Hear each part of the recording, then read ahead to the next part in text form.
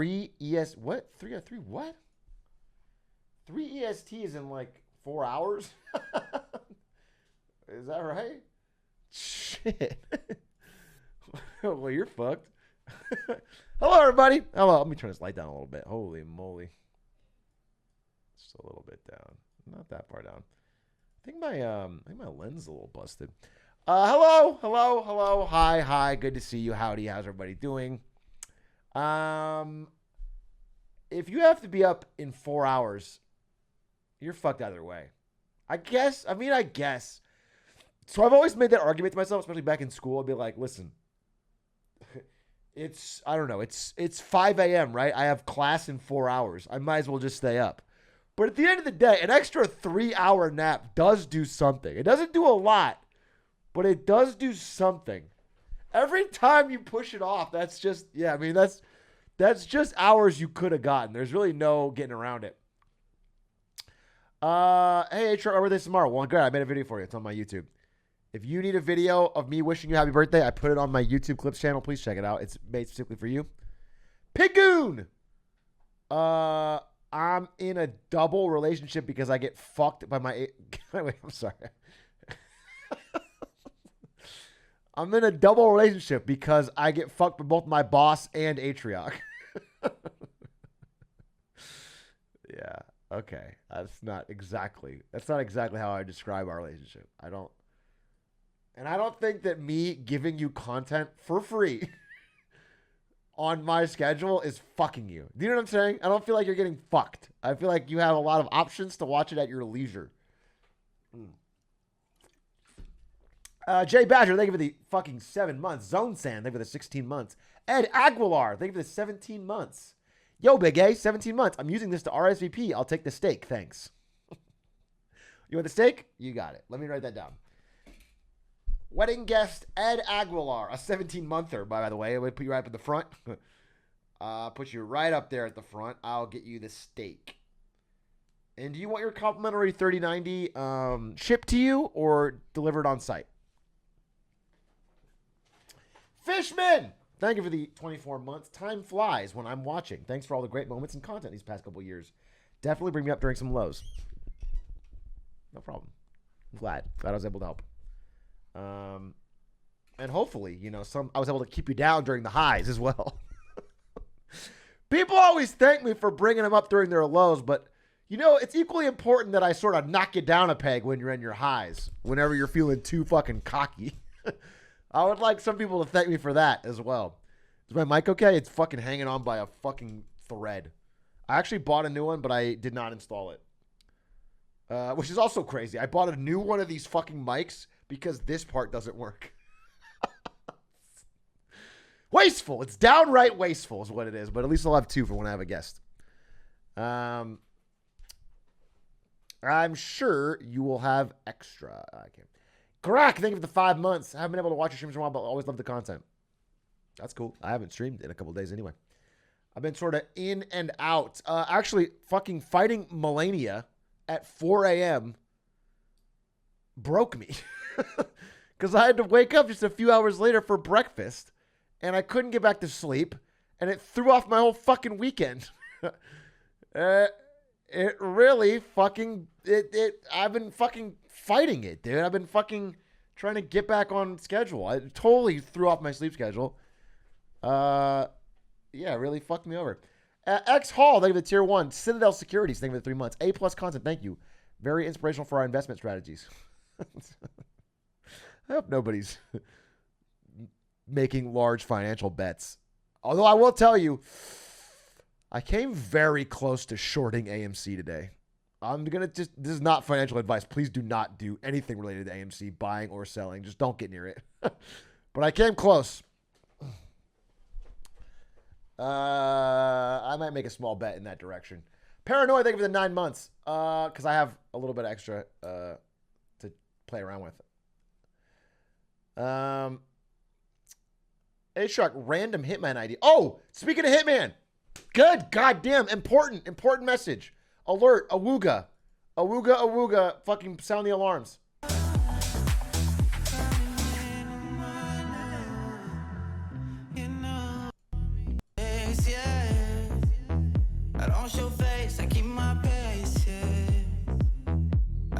Tomorrow. New map. Brand new map. Tomorrow. In Hitman. Ambrose Island. Brand new map. New targets. New assassinations. New fucking ways to play. Brand new Hitman content for the first time, really, since the game came out. This is the first real, authentic new map. And so I have decided, and I've sort of shanghaied my compatriots, Linkus and Spectacor, into it, that we're going to wake up at 6 a.m. and play. We're going to wake up, we're going to set our fucking alarms, and we're going to go live at 6 a.m. Pacific, and we're going to play the brand new map the second it comes out, so that we are legitimately unspoiled and we can come into it and really put fresh fucking eyes on it and have a good time. And because, you know, if I had to wait till after work, I'm not going to get to play it for many, many, many hours, and I'd rather just jump in. So I can do 6 a.m. to 10 a.m. is what I've sort of scheduled. That's a good 4 hours on the map. And then I'll go to work, do work, and then play again after the end of the day. Isn't that 3 p.m. for Linkus? Linkus lives in America now. Yeah, he figured it out. He got on the winning side here. He got out right before the heat wave hit Europe. Interesting. Coincidence? Or is Linkus somehow responsible? I don't know. But I saw him with 2 aerosol cans on his way out, dude. Linkus left Sweden with 2 fucking aerosol cans at the sky. So I wouldn't let him back.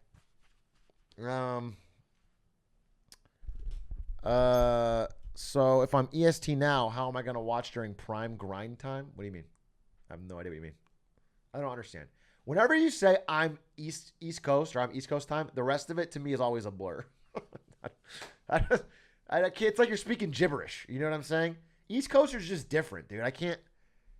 They just fucking love East Coast things, you know, and I just can't get my head around it. CST though, that's hey, they bring the fucking team together. I need a translator. I need a CST translator that can sort of put my PST language into EST language. Hold the country, keep it the glue. Digglywick. Thank you for the tier 1. I think one of the most inconvenient parts about this is such a stupid statement.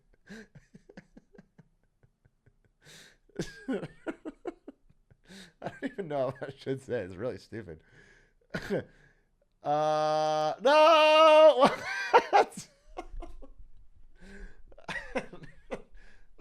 Nah, I'll take it. No, you guys don't get that one. Yeah, you have enough to make fun of me for. You don't get that one. Sorry. That one's staying locked and loaded. Nope. You don't get it. You have to stick to glizzy hands. Black Octopus, thank you for the 8 months. Shiria, thank you for the 2 months. Poop for Brains. Poop for Brian's is your name. Thank you for the 16 months. Many moons ago, you bought the money button-down shirt from that kid whose dad is a Coca-Cola CEO and had his own clothesline. You promised you'd wear that shirt in the MM and you still haven't worn it tonight. And it never arrived. It literally never arrived. And in fact, I never even received the confirmation email.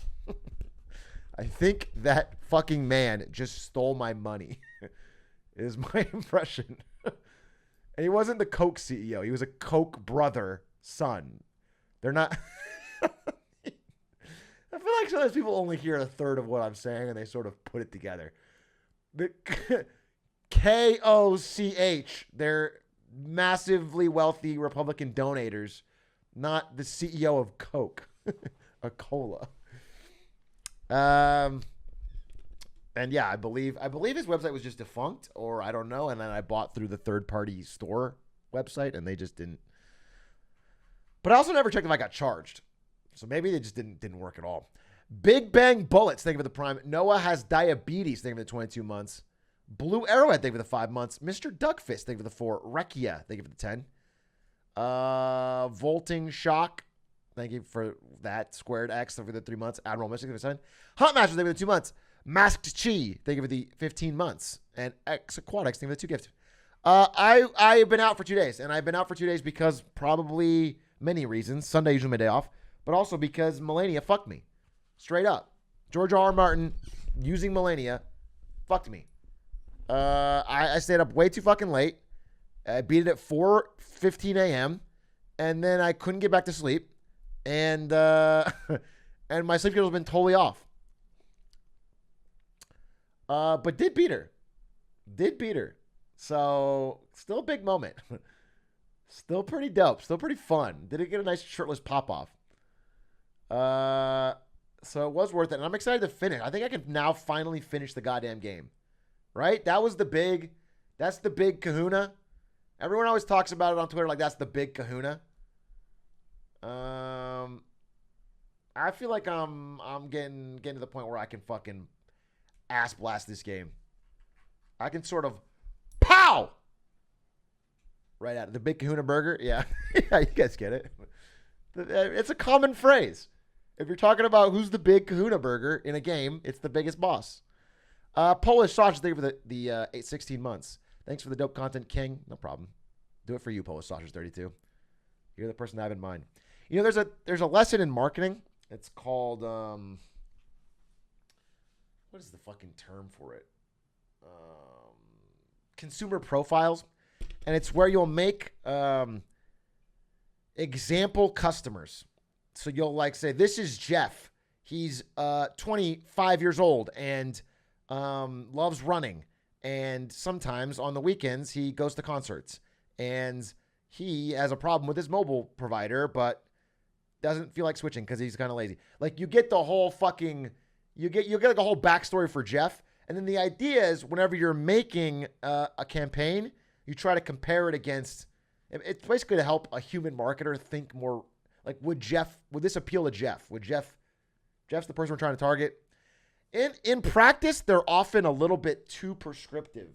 And marketers don't often have enough actionable data on what the actual demographics of their customers are. And so they make flawed consumer profiles. And they often can do more harm than good. Because then you get too specific and you cut yourself out of a lot of other people who also like your product.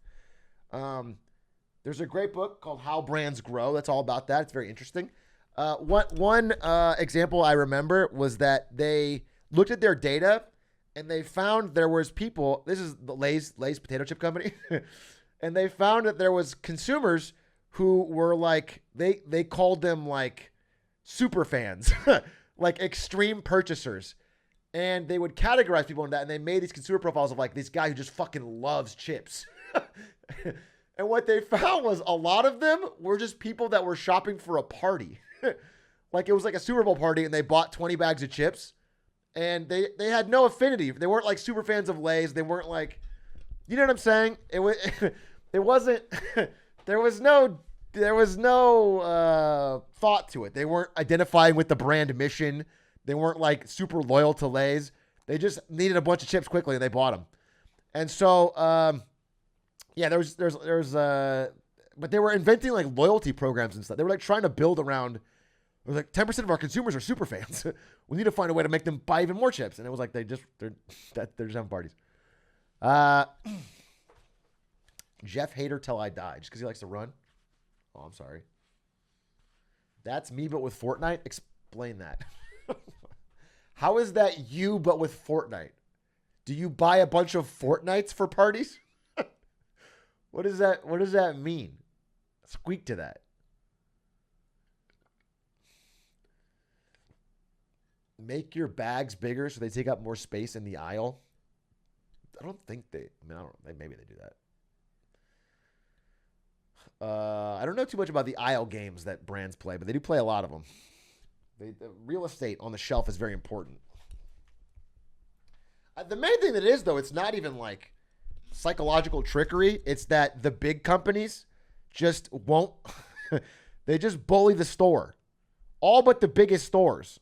Either they'll have an agreement or they'll bully the store by restricting their products to basically ensure they get a big chunk of the aisle. Pringles are trash on every Lay's bag. You know that would backfire? That would absolutely backfire. If every Lay's bag in America wrote Pringles are trash on it, it would set up a big Pringles versus Lay's war. And then people would pick sides, and there'd be people who are like, I love Pringles. I actually fucking ride or die Pringles. and then Pringles would get a fucking massive exposure. There'd be way more Pringles. Pringles defenders would be out in fucking force. It wouldn't work at all. Unless Lay's also owes Pringles. I actually don't know who the fucking owner of Pringles is.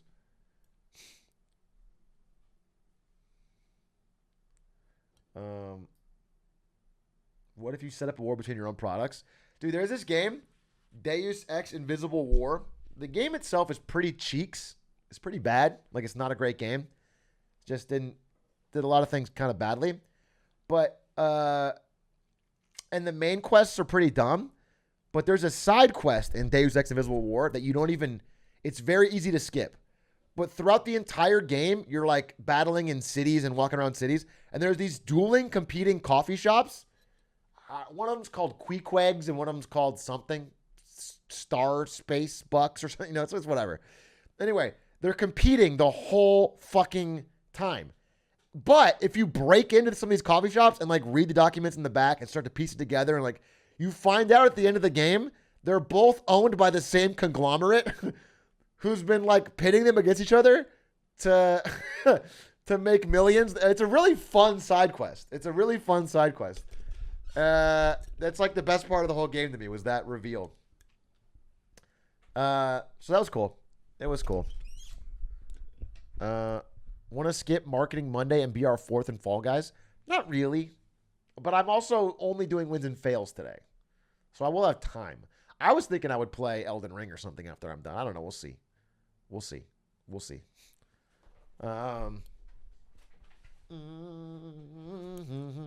But the title says Marketing Monday. Marketing Monday always includes wins and fails. I don't know. We'll do something. We'll have fun. All right. What's wrong with having a little fun? Drops. Thank you for the 20 months. Speaking of having a little fun, let's do a right now, just out of the fucking blue. I'm going to do one fucking round of Win Atrioc's money. Just for the fucking fans, dude. We're going to do one round of Win Atrioc's money. How do you do the Nightbot? It's Nightbot. Let me just change my title real quick.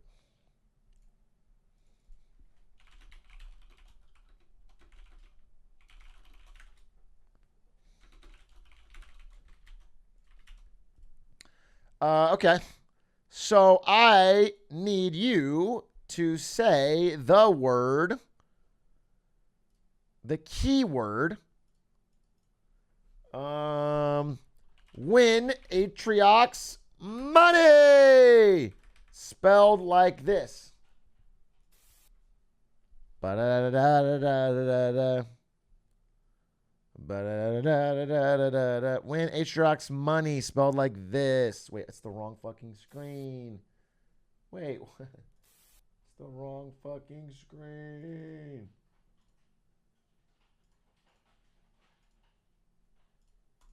There it is. Win Atrioc's money, spelled like this. Bada bing, bada bing, bada bing, bada bing, bada bing. Win Atrioc's money. Roll it. Sluter McGavin. I don't even want to fucking... Can there be anybody else? Is there anybody else than Sluter McGavin? What a terrible name. That's such a terrible fucking name. I feel like, all right, give me your message. All you have to say, Sluter McGavin, is heads or tails. Heads or tails. You're hurt. Yeah, I'm hurt having to read your goddamn name. Sluter McGavin. Heads or tails? You say tails? Tails never fails, he says. Flip a coin. Now remember, if you win this, you can walk away with $15. Flip a coin. Boom! That's a heads. You're out. Thank God. Sorry, Shooter McGavin. Luna Dubs. Heads or tails? Heads or tails?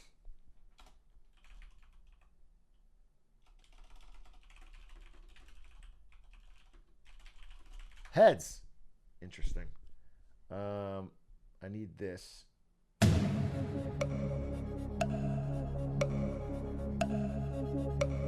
Flip a coin. Luna Dubs wants heads. Flip again. Let's go. What do we got? Big heads. 15 US dollars. $15 US for Luna Dubs. Luna Dubs, you can walk away right now with $15. Easy clap. I would advise you to even. But you could push your luck and go for $35. $35 if you roll again. The EV is in your favor mathematically. But do you have what it takes to push it one more time? $35 if you roll again. Heads or tails, Luna Dubs. 35 all the way. He wants to go for it. But I'm going to need a heads or I'm going to need a tails. And I'm going to need it quick, Luna Dubs, because we move fast here on this show. At any moment, this timer could go off. And you could be kicked out for the next person. Heads or tails, Luna Dubs?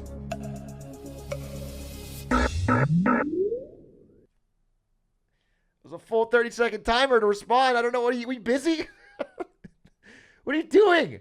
Are you on your phone at the same time? What kind of fucking Zoomer shit? Is this not a Netflix show that you can fucking... Okay, it takes a while to update. Tails, tails, tails. He wants tails. He wants tails. I'll give him tails. I'll give him one more shot. Let's go. Flip it. I need to...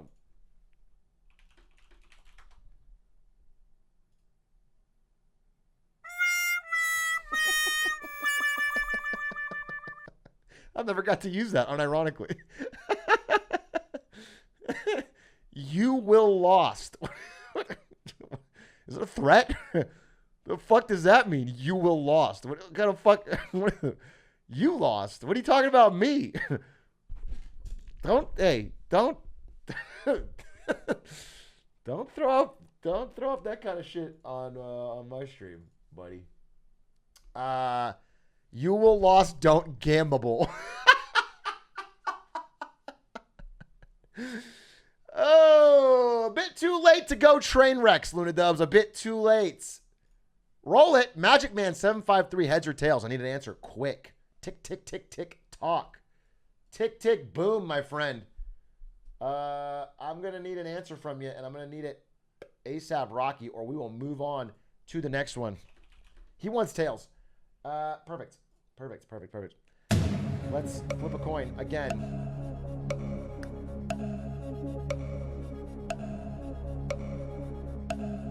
Tails! Easily clapped. You win $15, but can you make it 30? Let's say 6. 36 US dollars. Do you want to push your luck? Try to get a full AAA game, perhaps? Or do you walk away with an easy 15? $15 you didn't have before. Could be yours. Do you double down and go for one more? Again, the time is ticking. We go ahead with, dude, I'm sorry, but is every single person in my chat incapable of writing? What the fuck's going on? Why is everyone incapable of writing a regular, normal sentence? Are all of you bots? Am I just playing this game with bots? We go again with head. What are you talking about? Okay. We go again with head. Tails, baby. I'm so sorry.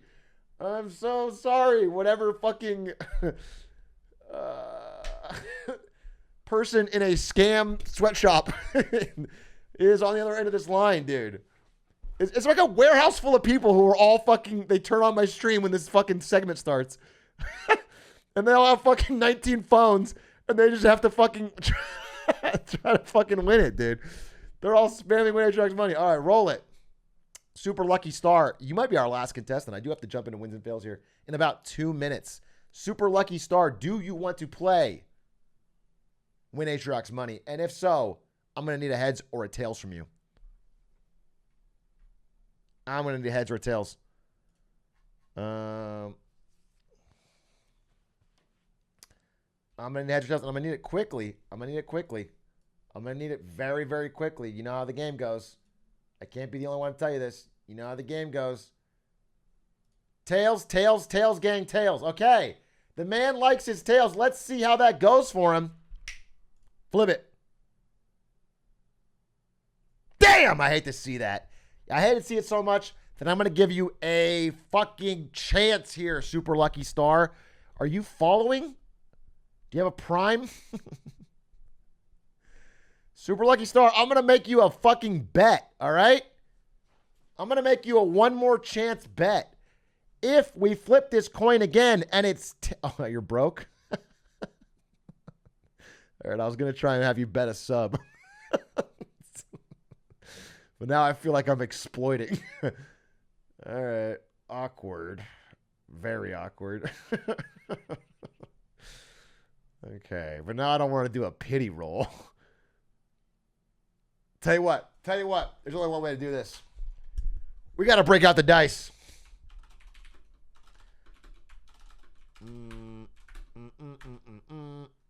I have $6 to my name. Is that enough for an UB? I'm not going to take your last 5 of your $6 for a sub. All right. But theoretically, it is enough.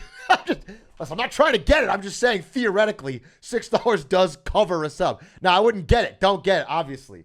Here's what we're going to do. We're going to roll a dice. All right. We're going to roll a dice. I want you to pick a number 1 through 6. If you get this number, I will give you $100 flat. Straight up. There is no catch. $100 flat. If you don't get it, I'm sorry, we have to go to the next person. You did fail the roll. 4, because 4 is a cool number. You have a chance at fucking $100 right now just for saying the word 4 in my chat. Let's find out. We're going to roll 6-sided dice because of the $6 you have to your name. Here it is. Oh, it's a total of 4. But it wasn't a 4. Let's roll 1d4 for one more chance. This is your last chance. I'm sorry, dude. I'm sorry. There is at the end of the day, there is a code here. One more roll. I know. One more roll. Okay. And it was great playing with you. It was great playing with you, and I do appreciate you, Super Lucky Star. It's okay, Atrioc. I love you. I'm an aspiring marketer. Hey, keep it up, King. And Godspeed. Let's roll it. Classic O'Kyle. Classic O'Kyle. I think the lesson there was to stick on the straight and narrow path and don't get into gambling, my friend. With that luck, I would not go to Vegas. Classic O'Kyle, heads or tails? Simple question with a simple answer. Give me head, Atrioc. Roll it, new guy. CJTHM, who do you have? Heads or tails? Heads or tails, CJTHM. Love to hear what the next guy has to say. Unfortunately, last guy did not qualify. We do have a studio audience here at home that needs to be protected from any kind of gutter speech like that. CJTHM, I would love to hear your roll. Heads or tails? CJTHM. Is this Scarlet Witch or something? What do we got here? What's the comic book heroine that I'm seeing here?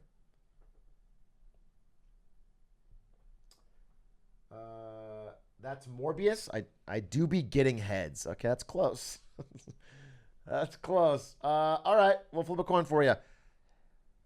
CJ, THM, what do you got? You be looking for heads. And you got tails. It's not Morbius. God damn it. Roll it. Newbie guy, heads or tails. And we're getting near the end of this segment, actually. We're actually a little over. Newbie guy, we are going to have to get a heads or tails from you because you are probably heads. Here it is. Nobody has won today. It's insane. It's a fucking massacre. It's a massacre. Everyone's getting shot down.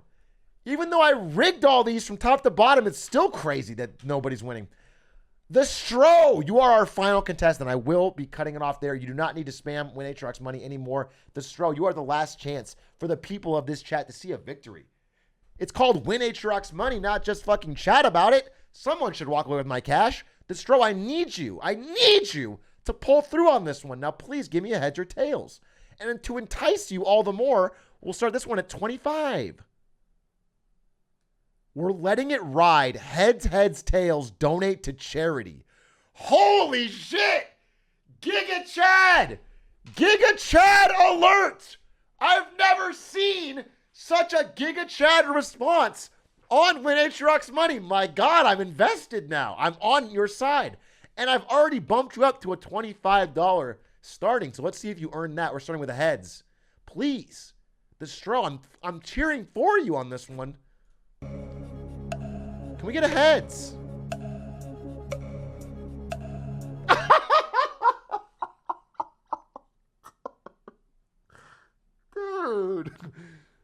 Dude, I thought the content gods would help us out there.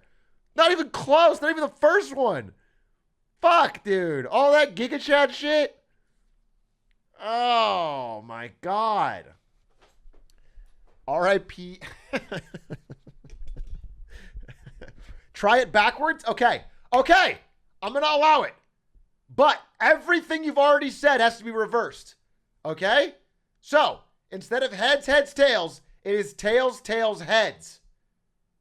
You currently have $25. Perhaps it is opposite day. Perhaps, and this is a big perhaps you did have it all figured out. You did see through the randomness, and you just misinterpreted the signals.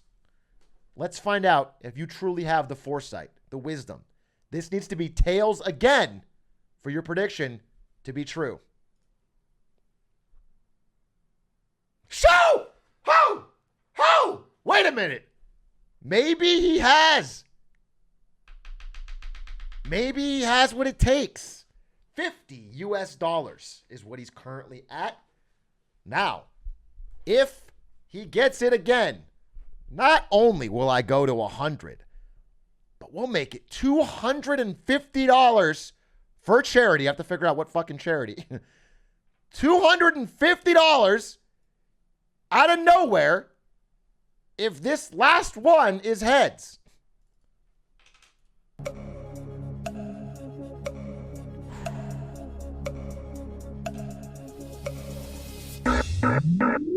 Zoom in. Zoom in. Full screen. I want to see some praises, please. Flip it!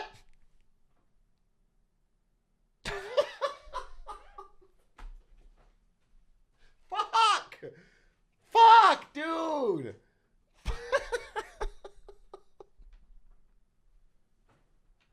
All right. I don't know, dude. Oh, I'm sure the kids don't need the money. Come on. They're fine. They have their youth. Man,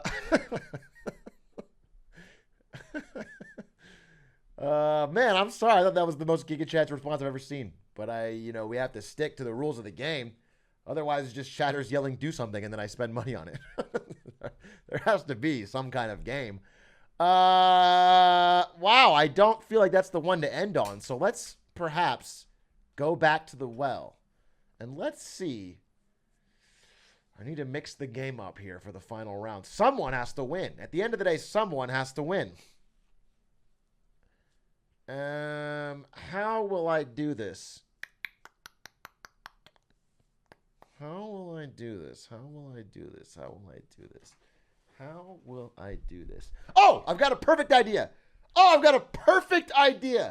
Whew, this is going to be great. Okay, this one is guaranteed money. I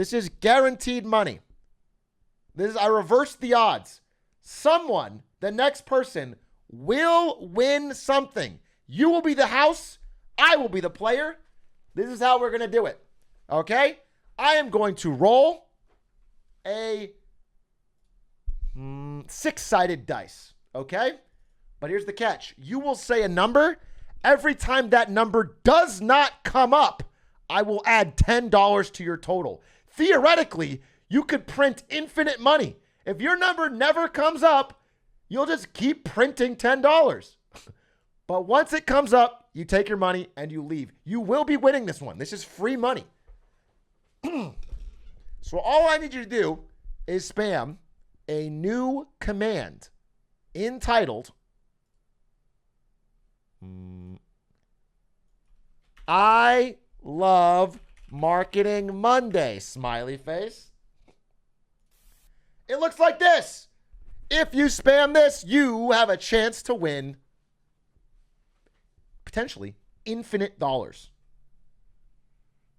Who will take home this incredible prize? This phenomenal prize. By the way, thank you for the 5 months CEO of Incels who said, I missed the old Atrioc like from the Popathon, which was like a month ago. Thank you. CEO of Incels. I do appreciate everything you got there. Roll it! Oh my God. What a profile picture. That is, what is that, like Jefferson in front of the Serengeti mixed with an anime girl? Is that what I'm seeing? What is this fucking... This is art. I don't know what it means, but it's powerful. That's deep. Choco-Lamarxism. Choco-Lamarxism. Oh, you're Jean-Baptiste Lamarck. Who? Fucking who? He was a French naturalist, biologist, academic, and a proponent of evolution. And then who's the anime girl? Finish the... You told me who that is. Who's the anime girl?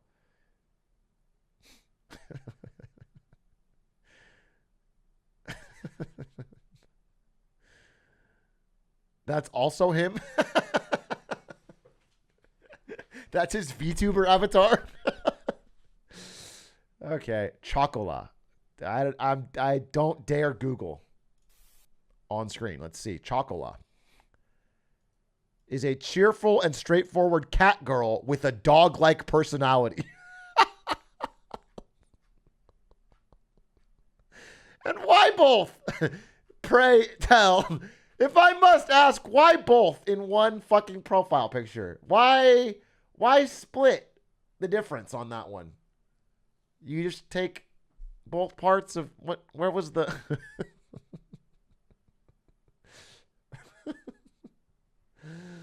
You don't have to tell me, because at the end of the day, there's only one thing I need from you, Chocola Marxism, and that is a number between 1 and 6. A number between 1 and 6 is all I need, and that is all you have to give me.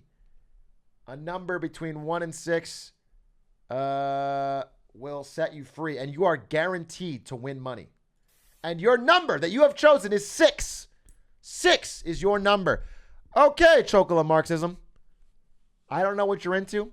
I think we have different preferences and different tastes, but at the end of the day, we're all just human beings. We're trying to get by. And thanks to working a job and entertaining children at night, I have a surplus of cash that I'd like to share with you. So let's see how much of it you can get, Chocola Marxism. We're going to start with a roll. This is the default. You have currently $0. First roll, a 2. You have $10 to your name. $10 added up. I need a little music for this. I need a little something that says we're having fun. I need 1 second. Here it is.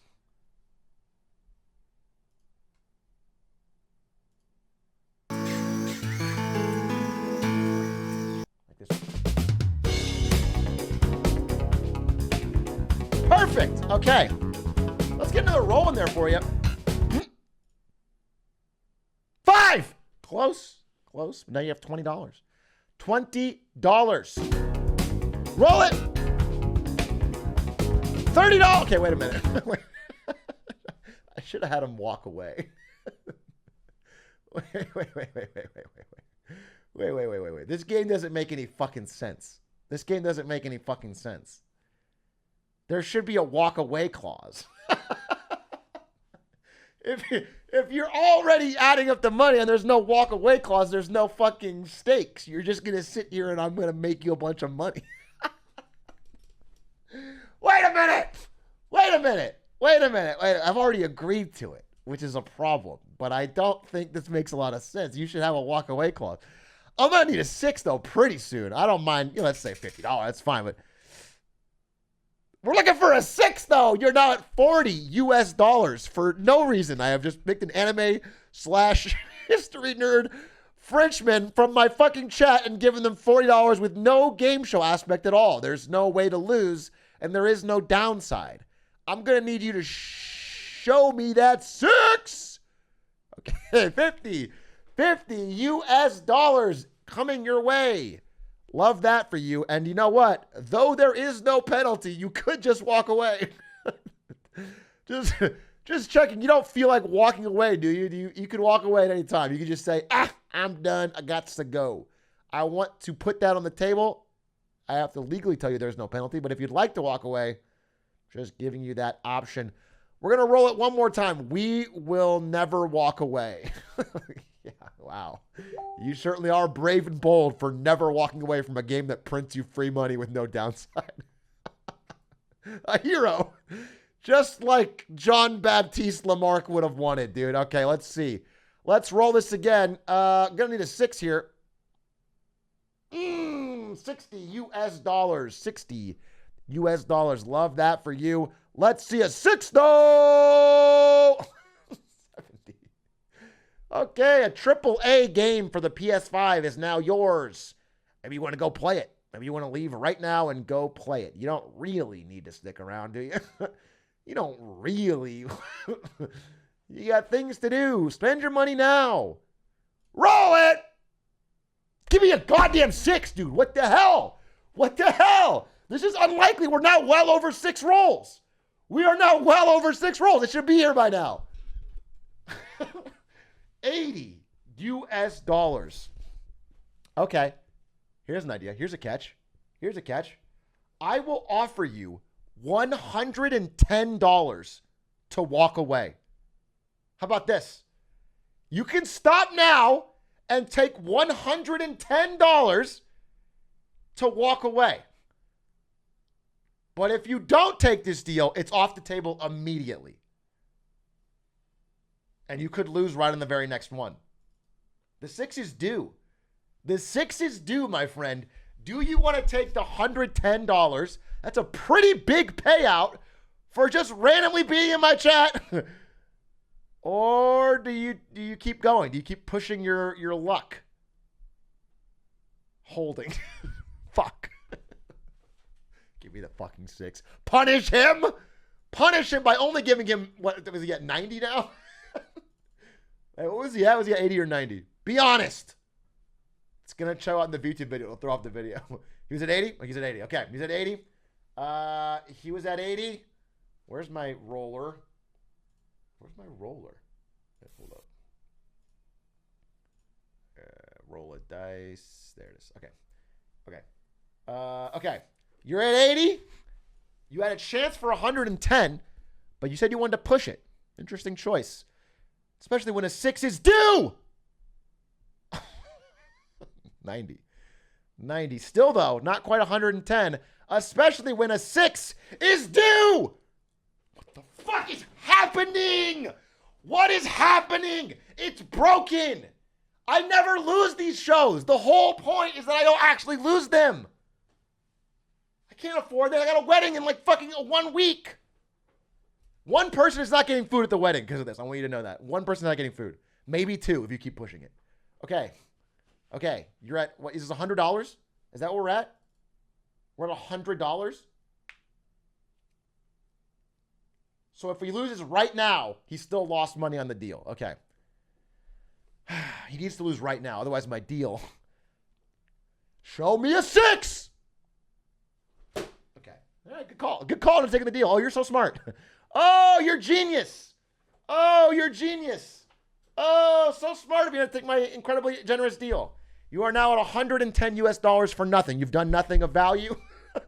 There is people who have made brilliant songs for my stream that have not got paid a dime. And you have $110. I'm going to offer you $150 to walk away. There is no way. There is not a 6 in the first 15 fucking. That's crazy. $150 and you can walk away right now. Take it. Take the deal. $150. Chocolate Marxism. $150 you just made today. What a deal. There is no way that 6 is showing up again. I mean, that. No, I'm sorry. That it's not showing up next. It's due. Every gambler knows it's due. Chocolate Marxism, I need an answer. I need a new answer from you.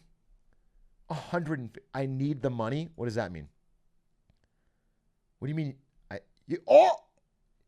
He's taking it. He's taking it. Woo! I win by giving away $150 for nothing.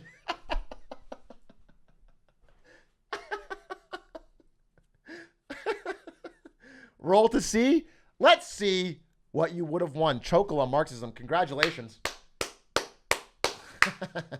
Outfoxed yet again, Chocolate Marxism. My genius mind paid you a mere $150 over a game that I could never win and you could only win. Oh, Giga Chad, outfoxed yet again. Let's roll and see what we would have gotten. This was at $110. 120, 130, 140. Oh, this guy made a $10 profit on me. Fuck. That's the worst outcome. He literally min-maxed it. He min-maxed it. Ah!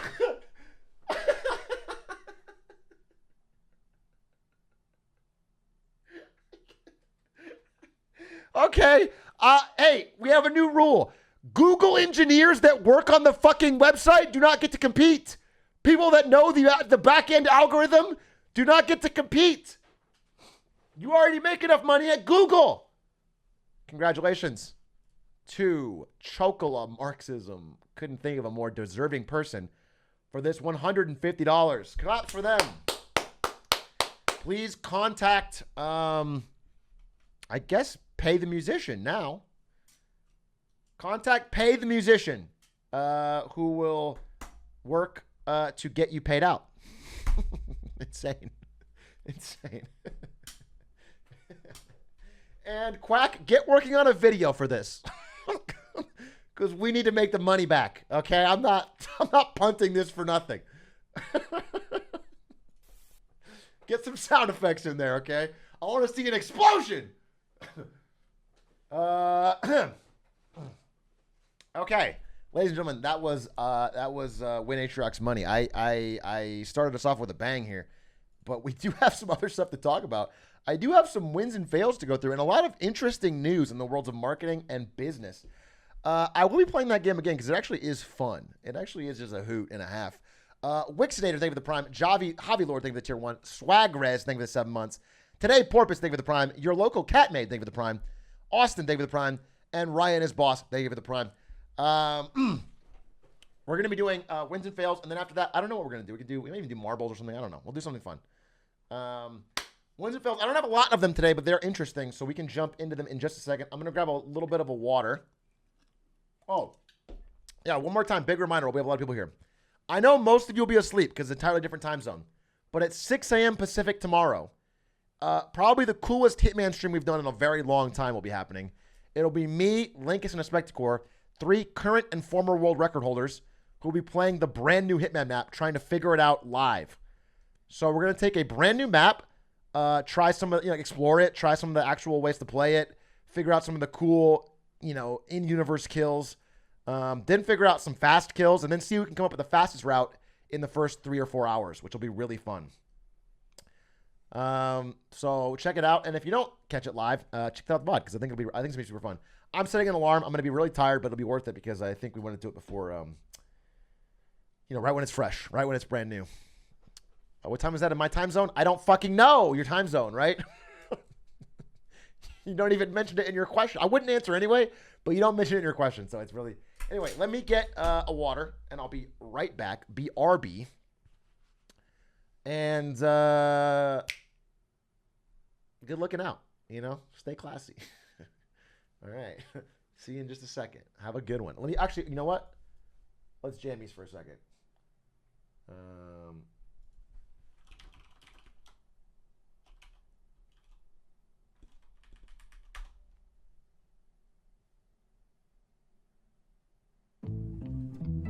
He has chemistry with himself.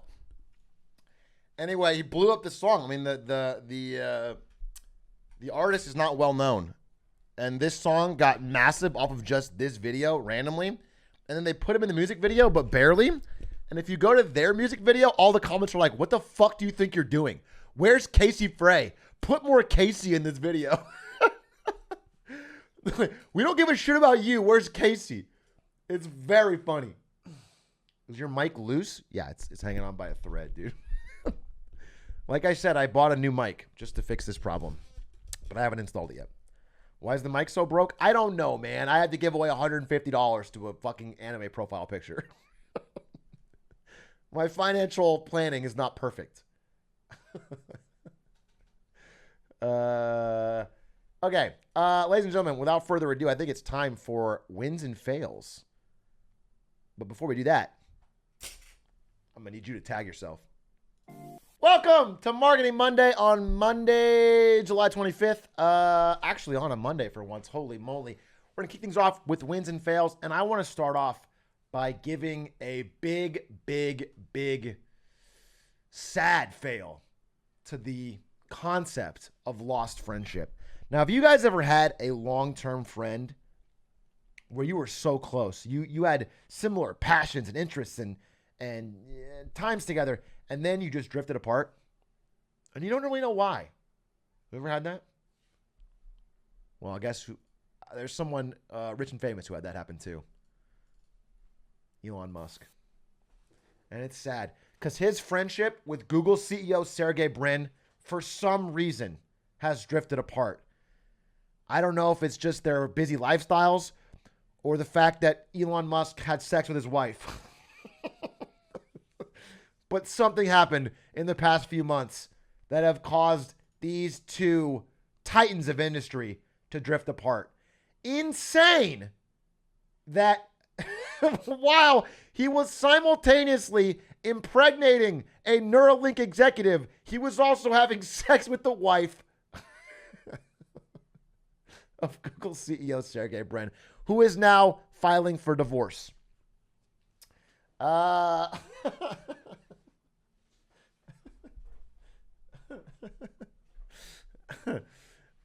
Now, he did end up denying this, though there is plenty of evidence, both from the Wall Street Journal and other reputable sources, that says not only did he do it, but that he publicly apologized to him on his hands and knees at a party, begging him to take the friendship back. But it's debated. It's debated whether or not. I mean, he's saying he didn't do it. He actually said not to do it in a very specific way. He said there's no way he could have done it because he hasn't even had sex in ages. Sigh.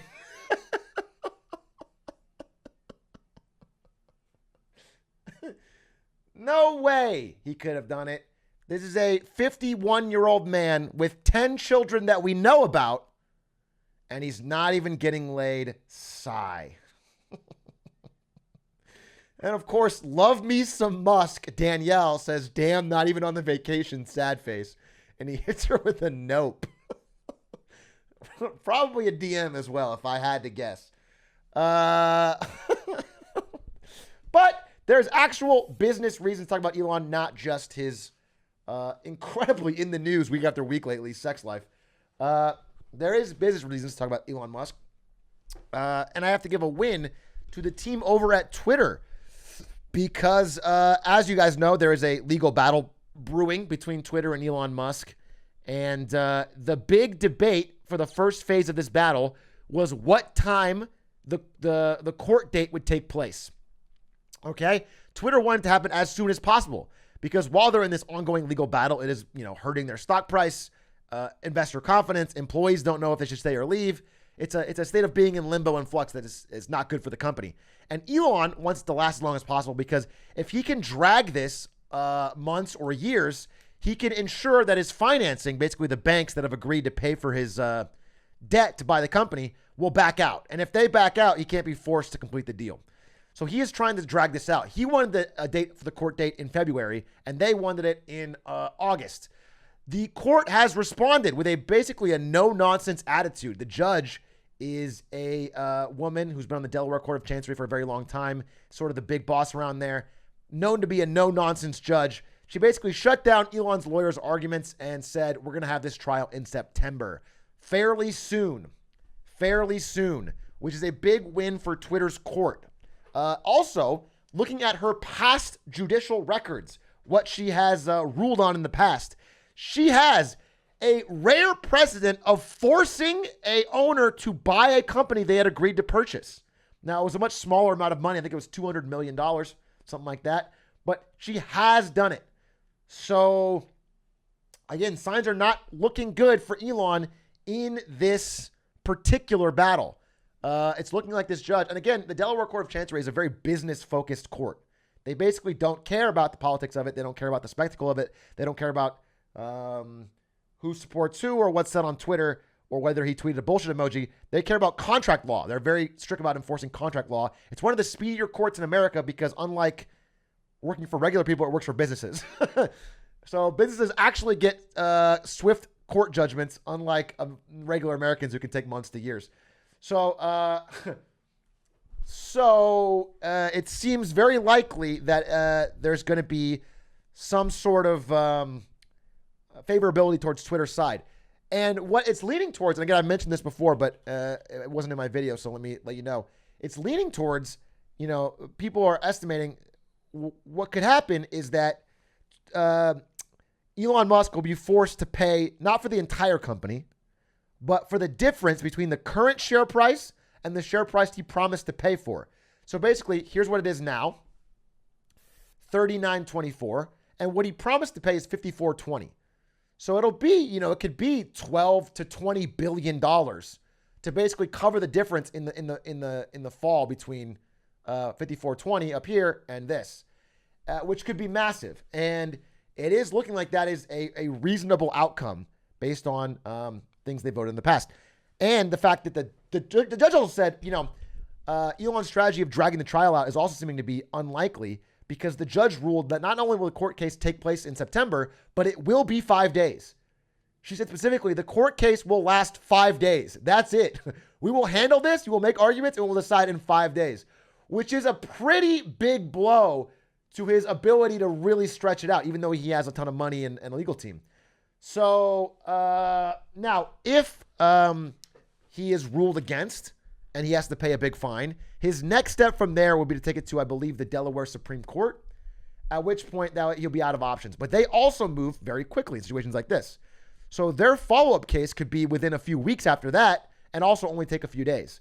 So his ability to stall is very limited. He needs to either find hard, concrete evidence of some sort of fraud on Twitter's part, like deep systemic fraud that negatively, massively impacts their revenues, or he needs to figure out how he's going to pay for this, this difference. So what's interesting, though, and what's very, very interesting here, and what's almost unique in the world of business, is that he may be in a situation where he needs to pump the share price of a company that he doesn't want to buy in order to reduce the amount of money he has to pay. We could very well be in a situation where Elon Musk needs to start tweeting positive things about Twitter, things that imply that he will go through with the deal. So this number goes back up closer to $54.20 so that when he loses the court case, he spends a smaller amount of money. It's actually a very unique, rare, and interesting situation where his best incentive would be to do that. And so I'll be watching very closely. This is all happening quite quickly. End of the day, he's a very wealthy man, and even a $20 billion fine is not going to destroy him. Though I will say, no matter who you are, and he's the richest man on earth, $20 billion cash that you have to pay up is not something anybody has. And that's going to cause him to have to liquidate quite a bit of Tesla shares.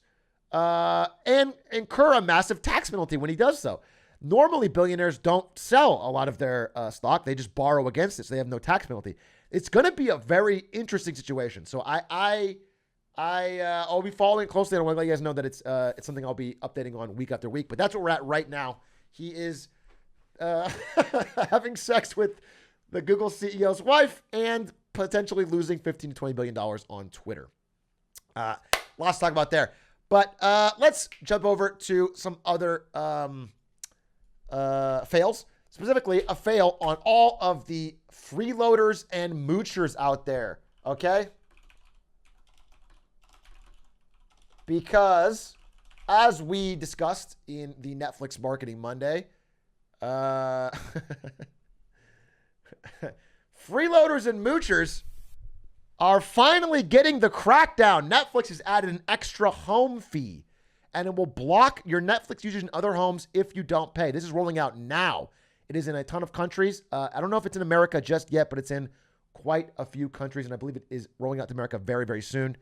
It is a $2 to $3 per month charge that will show up if you are watching in a different home. And if you have a 2-week trial period, after which it will just ban your account. So it's going to be interesting how that plays out, because it's kind of the first time once this fee hits that the rubber really meets the road on Netflix's big talk. They have basically told their investors that the way they're going to grow their subscriber count is by finally cracking down on password sharing. But password sharing has been so prevalent for so long. And again, just a few years ago, they tweeted, "Love is sharing a password." I mean, Netflix's strategy has changed dramatically. They used to not care. One of the big advantages that Netflix has had for a long time was that their access to the customer was so widespread that it was like the only place you could get a real hit.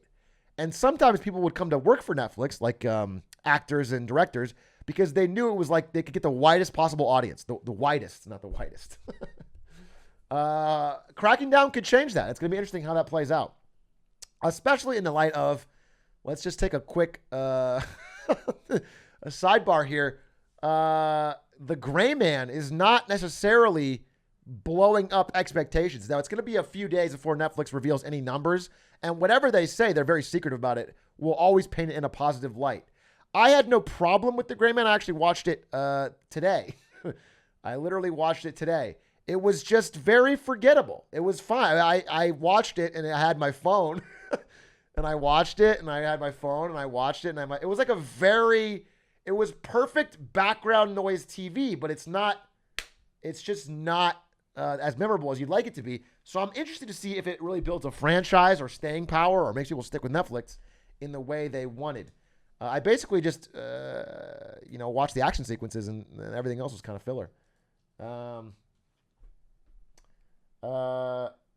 And I love Ryan Gosling, dude. I love Ryan Gosling. It would be easy to please me on that one, and it was kind of mid. It was fine. It was inoffensive. Anna de Armas. I love Anna de Armas too. Anna de Armas is like my Hollywood crush. And Ryan Gosling, I think, is fucking awesome. Yeah, I think he's just great and everything. I don't know. It would have been really, and then Chris Evans is good. But end of the day, like, I don't know. I'm not gonna do a movie review right now, but it's like, you know how, like, you kind of want to give your characters time for the audience to like them and relate them, and then you put them into situations where they care about what's going on? It kind of flipped that. Like, the movie did like an hour and a half of explosions and shooting, and then there was like one scene where Ryan Gosling talked about his past, where it was like, I'm kind of interested. And I was like, okay, maybe I like it a little bit more. But then it was over. Basically, there wasn't much left. It was crazy. I mean, it was like, wow, they totally left out any kind of character development or fucking discussion. They just don't talk. Almost nobody talks in that movie. They just fucking quip. They just say one-liners and explode. Anyway, we'll see if there's a sequel. I don't know. But it was the biggest movie they've ever done. $200 million budget, massive directors, huge marketing campaign. They've never spent this much on a movie. And I don't know what it feels like to you, but it doesn't feel like it's entered the cultural consciousness. For all that money, it doesn't feel like everyone's talking about The Gray Man. Do you know what I'm saying? It feels like it's fine and people are watching it, but no one's... It's just not taking over the conversation, which is like, wow. So it's not a great look for their first big pivot into the new style of what they're doing, but we'll see. I literally know what we were talking about. That's crazy. They couldn't have spent more. Everyone's fiending for the gray man for real. Every kid wants to grow up to be the gray man. It's like the new James Bond. Everybody's talking about the gray man, dude. Everyone knows the name Sierra 6. I got their Sierra 6 lunchbox. Nope. Oh, wait. Can I interrupt this? Okay. This is not related to wins and fails. I'm going to pause right now. I'm going to tell you guys a story about Nope. Did Stans already tell you guys this? This is a serious, it's not a spoilers. No spoilers. Did Stans tell you this? Stans told it? All right, well, I'm going to tell you guys what happened. I was down with the Stanses this weekend, and me, Ari, Stans, and Rochelle went to a movie. It was Nope. And we went to see Nope, and I'm not going to spoil anything about Nope, but a very minor spoiler is that, you know, whatever the horror bad guy thing is in Nope, it can turn off electricity, okay? It can power things down around it. That's very minor. So I'm watching the whole movie. I'm very invested. I like it quite a bit. I thought it was very unique and interesting.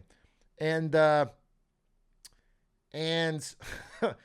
about, let's say, 3/4 way through the movie, this monster appears, is right in front of the camera, and then the power goes out. For the theater. Like the camera goes off, and we're in the theater in darkness. And I thought it was the most brilliant stunt of all time. I thought it was like Jordan Peele is a genius. He's showing the power of the theater experience. He's putting it all back in seats. This is the smartest thing I've ever seen. No one's going to watch this on stream. You're going to see it in theater because they got every theater to turn the power off at the right time and then turn it back on. It's so genius. No, that was not the case. That was not the case. That was literally not the case. The power was out. I mean, the projector was off. But then the lights come on. And we're all just sitting there. And I'm like, what the fuck's going on? So I take out my phone and I'm like, is this part of the plot? No, it's not. There's more left in the plot. Okay, what the fuck? So we're looking around. Everyone's kind of asking questions. Then somebody opens the door up at the top of the back of the theater, and we hear yelling. We hear like a weird yelling, like some kind of yelling. Okay, we can't make it out, but it's whatever. Okay, I think, and then Rochelle, who's a little closer, says, "Did he say show me your hands?" I don't hear what he says, but that's what she says. So I'm like, what the fuck's going on? So, you know, we're in a fucking America. I start prickling up a little bit. I start, what the hell's going on? And so I'm looking around, and I will be honest with you. I've never in my life been in a situation where I've seen mass panic like that so quickly. Everyone is like bored in their seats, and then they start prickling up, and everyone's like, you can just tell the unease went over the room. And then I see a woman in the front. She's in the front, and she's by that front exit. Like, she can see down the hallway, the side hallways by the stairs. And she motions to her friend. She says, we have to go. Like, she doesn't look at anybody else. She looks at her friend dead seriously and says, come on, we have to go. Like, she can see something. And then when she does that, everyone, it was like a pin drop. Everyone sees her, and they freak out. Right at that moment, it was like instant fucking herd. So we all get up and start going for the doors. I get Ari. Ari leaves her wallet. Like, we just start moving. And you still hear commotion from back there. So we rush to the exit. The second we open the exit door, there is a dozen cops with AR-15s. There's cop lights all around the theater. There's a dozen cops fucking strapped up with AR-15s all around. And you hear helicopter above the fucking theater. So the whole place is like completely surrounded. Cops everywhere. Like they're not even looking at. Like we're running past them and they're like pushing past us to go inside. It's fucking crazy. So we just run across the outside, across the street, go to the parking lot. It stands like my legs are jelly, dude. Like it was like my adrenaline was up. My adrenaline was up for sure. And so we have no idea what's going on. Literally no idea what's going on. And we find out later that, again, I still haven't got to the bottom of it entirely. The cops had heard reports of a gunshot in a theater there. Or I can just show. There's actually a fucking video. Here.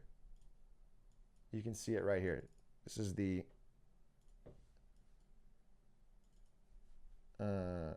This is the only thing we could find when we search for AMC Norwalk, but it's like, so anyway, I have no idea what the fucking happened. I think the understanding is that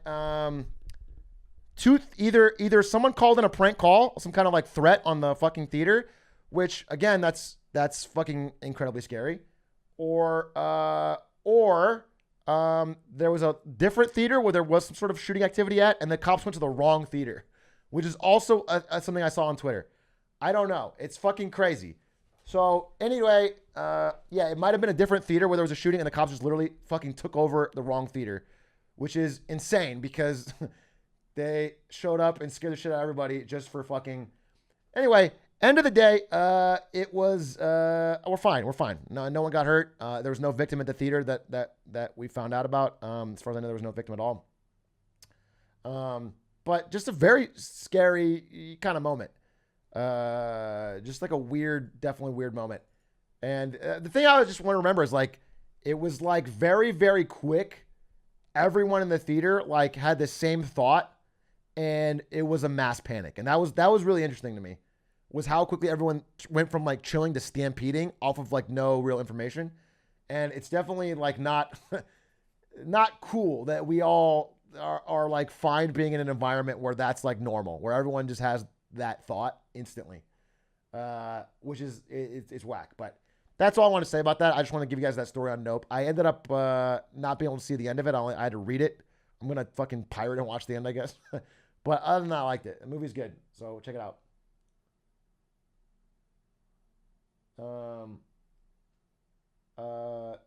Should I sell my AMC stock? No, I mean you should actually, but unrelated reasons. It's not a win or a fail. I'm sorry, I got off track. I just want to tell that story because it was on my mind and it was a weird situation. All right.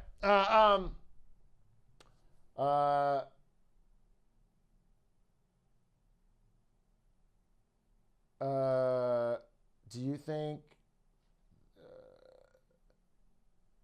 seems like a fail for society? Yeah, I guess maybe. I mean, they did. At least they responded. I guess the fact that it's the wrong theater is kind of bad, but they definitely took it seriously. There was a lot of people there. Okay. All right. Anyway, sorry, I'm super thrown off. I don't know how you're gonna edit that video, Quack, because that's not part of it. Hey, wins and fails though. Ari's wallet. Yeah, we didn't get it back. We literally didn't get it back. We've called all day today. They don't answer. We didn't even get a refund yet. AMC has not answered, so I'm shorting AMC.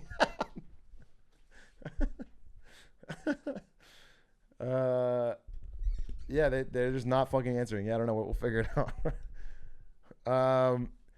Okay. Well, where was I? What was the last win and fail I did? It was Netflix crackdown on password sharing. Okay. I should have done that after. Dude. Elon has sex a lot. Remember that? I didn't want to bring down the mood. I was just, you know what was cool though? I will say was that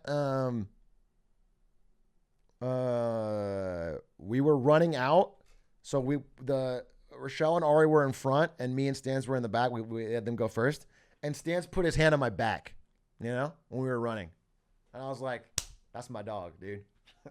This guy, we were like hustling, and it's like that's my best man right there, bro moment. Yeah,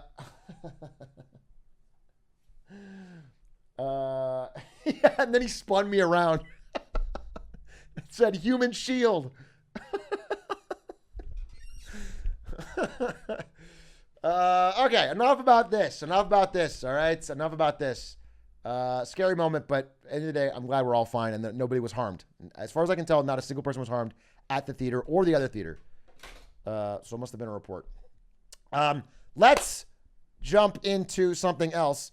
The problem is, here's the problem. I got a problem for you guys. And it's quite a severe problem. The problem is that my wins and fails lately have reflected, we talk about marketing and business. And in all of 2021, I would say things like, uh-oh, this shit's about to crash. And everyone would be like, ha, ha, ha, yeah, but toast to the moon. And everyone enjoyed them, but because they hadn't happened yet, everyone was still in a good mood. But in the past couple of months, I've noticed that even though I'm doing the same type of updates, I'm getting more comments like, hey, man, this is really depressing. I'm getting a lot more comments on my YouTube. They're like, hey, wow, these have gotten pretty dark, huh? And it's like, I don't think they've gotten extra dark. I think that the world is just crashing now economically. We're just having a lot more economic troubles. Inflation's at all-time highs, and people are feeling it in their consumer goods purchases and at the pump. And it no longer feels as funny. It's not as funny anymore, which is totally reasonable and understandable. Unfortunately, there's not a ton of great economic news that I can throw in the wins and fails. So what I was thinking was, okay, how about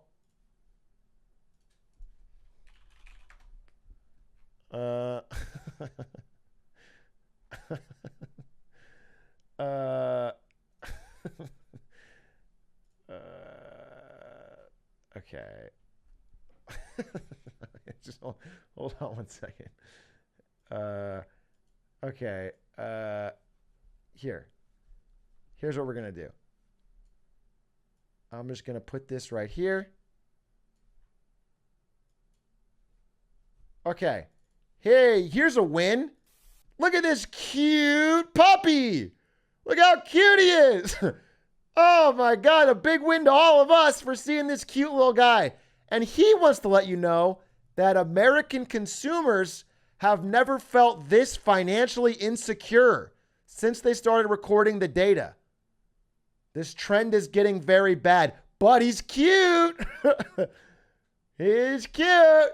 But unfortunately, the rising cost of all goods, fuel, energy, rent, housing, and the stagnation of wages is causing more people to feel financially insecure than ever before, which is going to have major political consequences during the midterms and could be destabilizing not only for our country, but for a lot of countries around the globe.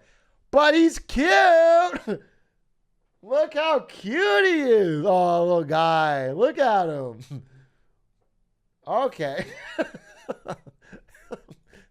I hope that helped a little bit. Let's give a win. I actually have more to talk about that, but I'll save it for a second. Let's give a win. Let's break into it. Let's give a win to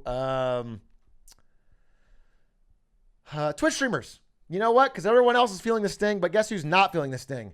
Twitch streamers. Not YouTube streamers, Twitch streamers. You know why? Because we work for the #1 company. Amazon is the #1 company to work for in 2022, according to LinkedIn. Let's go. Sorry, YouTube streamers. Yuck.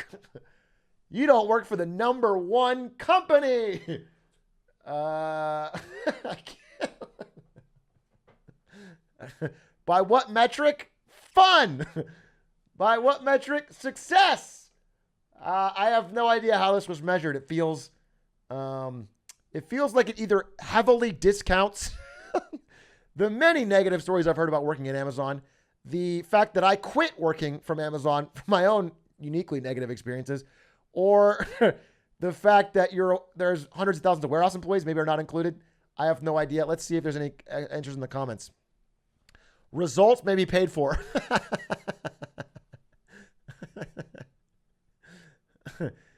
This LinkedIn Best Company Report has been brought to you by Amazon Web Services. I don't think so. LinkedIn's owned by Microsoft. Actually, that thing makes me believe it for some reason. Microsoft owns LinkedIn and has a competing service, so I don't know. Maybe it's just high-level corporate employees enjoy it. It's good. What I've heard, if I'm being honest, if I'm doing not jokes for a second, my understanding is that Amazon is one of the best resume builder companies. You go there, you do a couple years, you get a strong resume, and then you go somewhere else and get a much more healthy work-life balance with better pay. It's actually not, where you want to stay long-term because it'll burn you out. And warehouse workers and delivery drivers are not included, yeah. Is my understanding. And I don't think they pay particularly high. I mean, they pay well, obviously, for FANG, but not higher than average. You hear you worked there? I did work there. Yeah, I worked at Amazon when it acquired Twitch. I worked at Amazon for 3 years.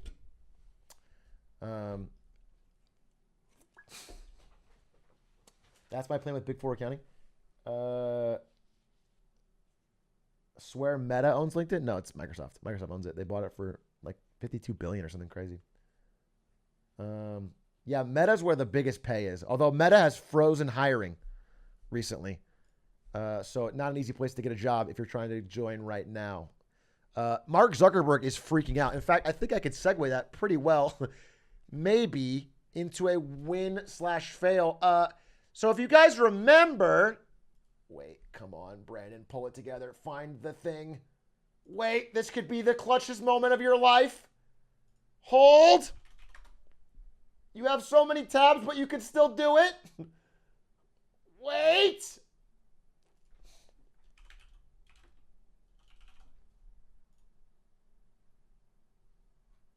I found it.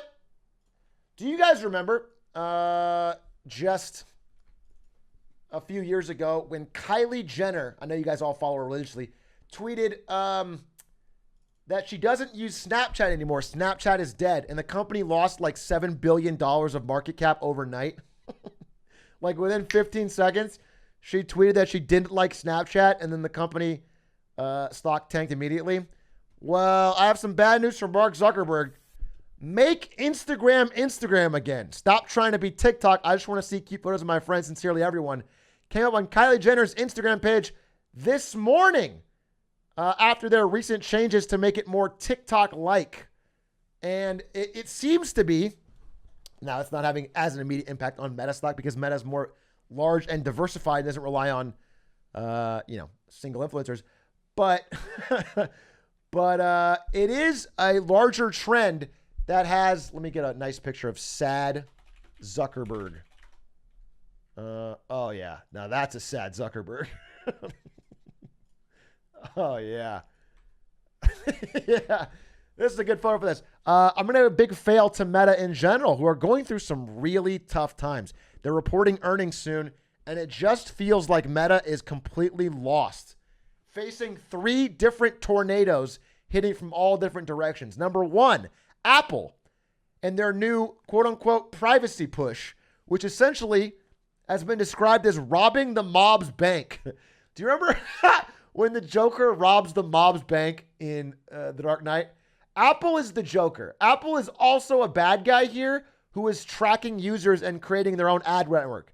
They found out by calling it privacy, they can just steal all the money that Facebook was making. Every other app requires opt-in now on iOS for tracking, except for Apple, which can now track their users freely and has an entirely different flow. And Apple is using that to create, basically overnight, a very profitable ad network, targeted ad network on their own users, which they know a lot about.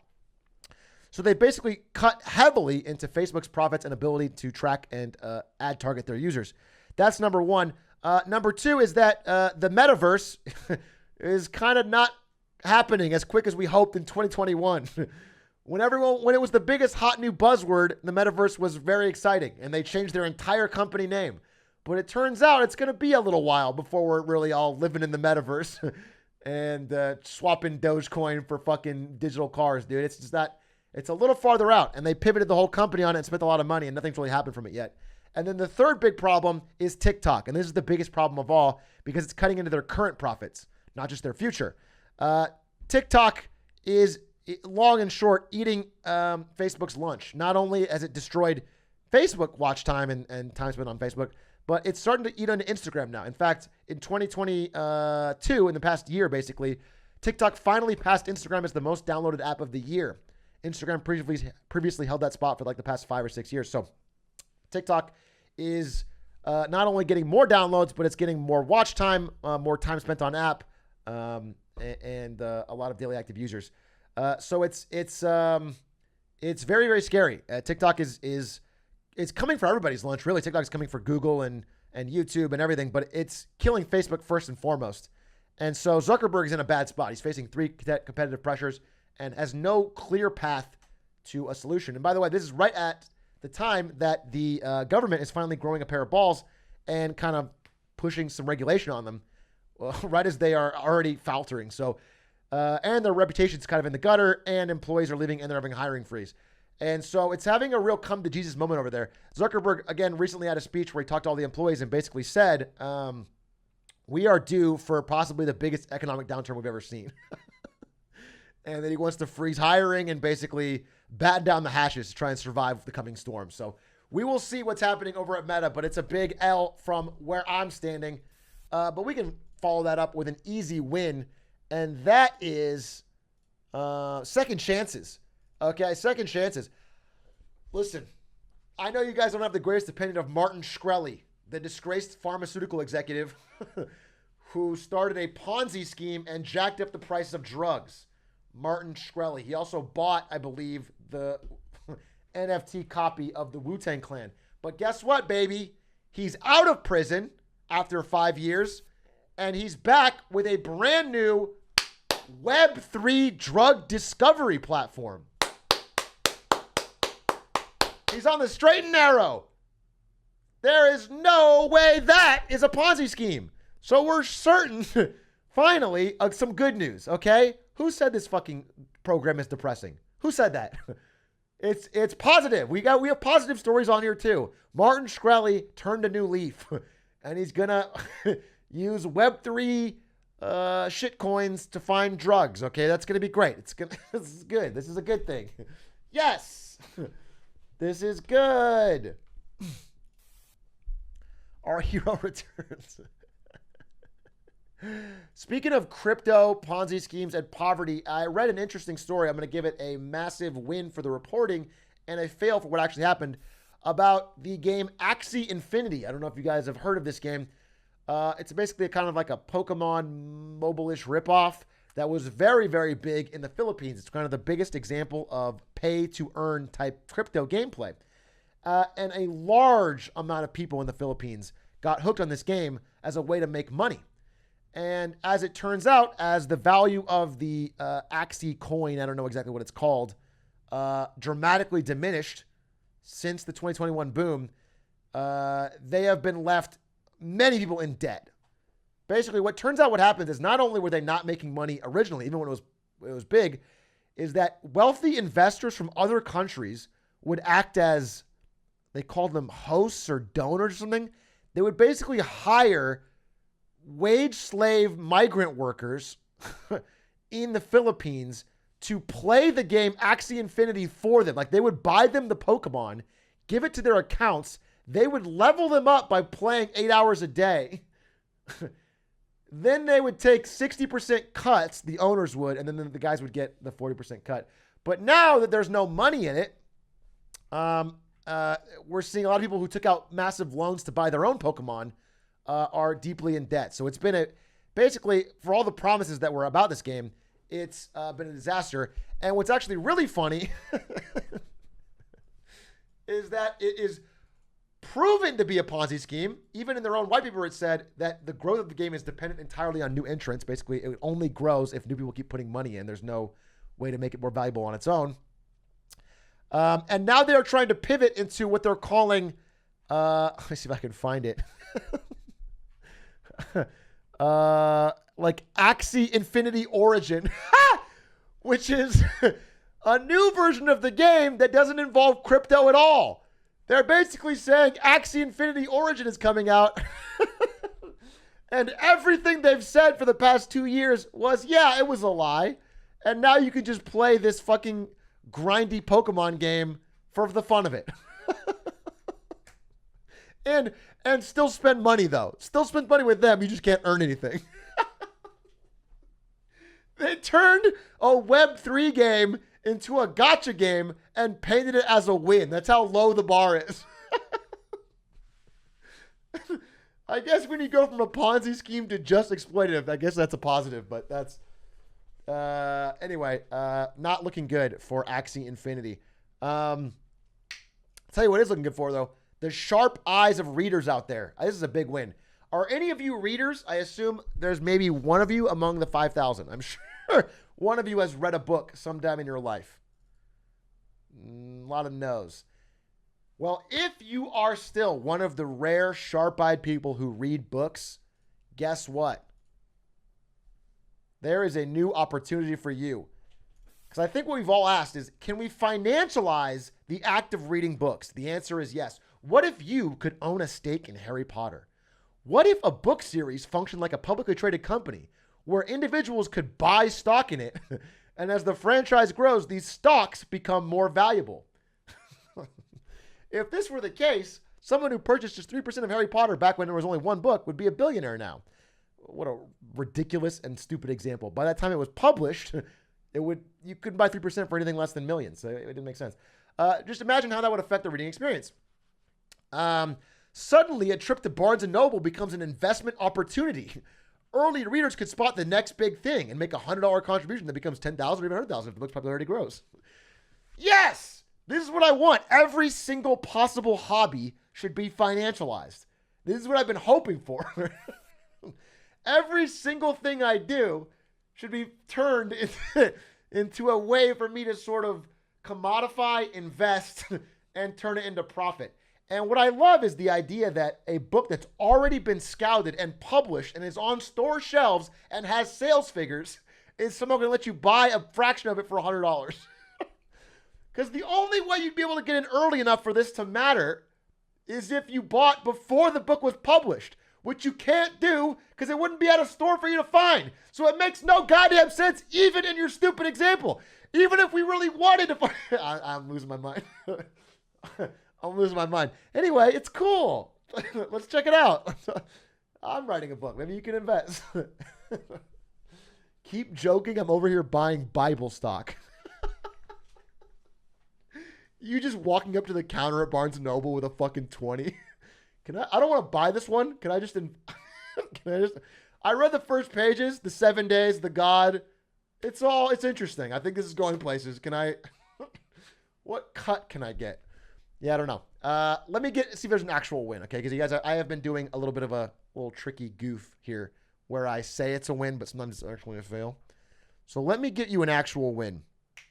Here's an easy one. Easy. It's not hard to find a win. There's plenty of positive stories out there.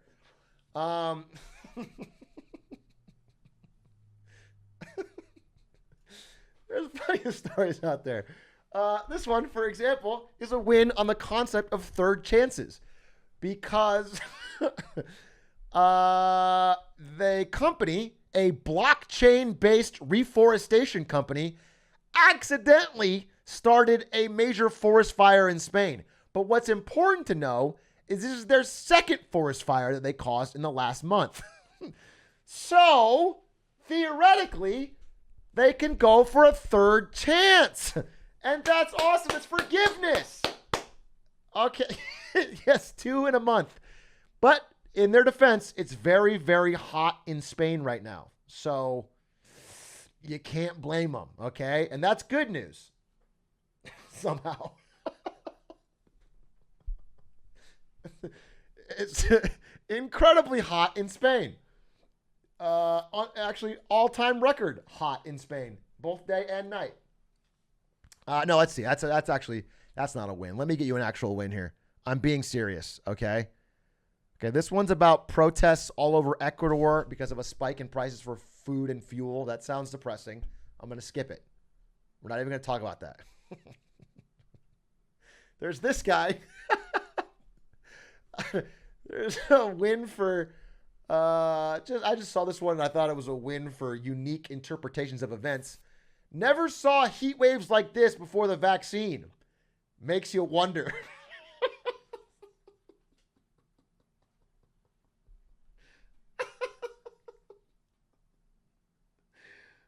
So that could be a win because he's sort of getting to the bottom of it. You know, finally we have real freedom warriors out there trying to figure out what's the cause behind these crazy weather events we've been seeing. And he's got a good correlation here. Someone should do more evidence. No, let me get you a goddamn actual win. Okay, let me get you a goddamn actual win. Oh, here's a great win. So, you know, because inflation has been rising, bear with me. Because inflation has been rising, no,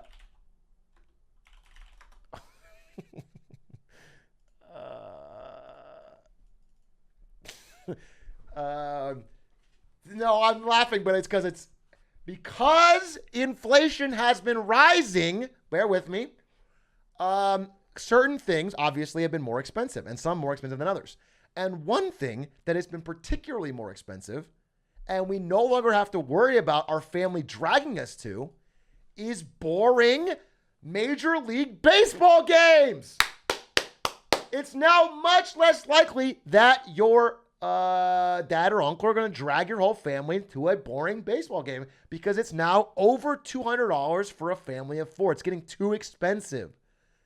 And if you don't like baseball, like I don't, we can save money by not going. Woo! Woo, woo, woo, woo! That's pretty much a win. You got to give me that one. And for a fail, because I'm due a fail. One for you, one for me, okay? Here's the fail. Let me get kind of serious for a moment. Okay.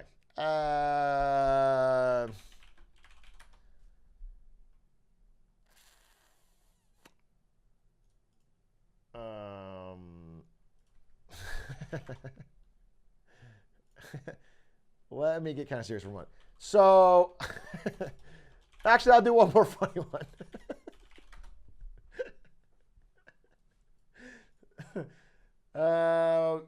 So, you know how I mentioned that all of the data seemed to indicate that we were headed for multiple quarters of negative economic growth, falling GDP, which by the standard definition qualifies as a recession. But I have a win for you. I have a win. We are not in a recession because as of yesterday, the White House put out a new definition of recession.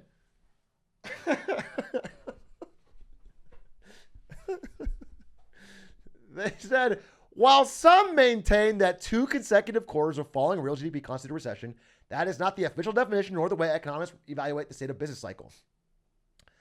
Instead, you have to look at a holistic look at the data, including labor market, consumer and business spending, industrial production, and incomes. They gave no hard numbers to estimate that.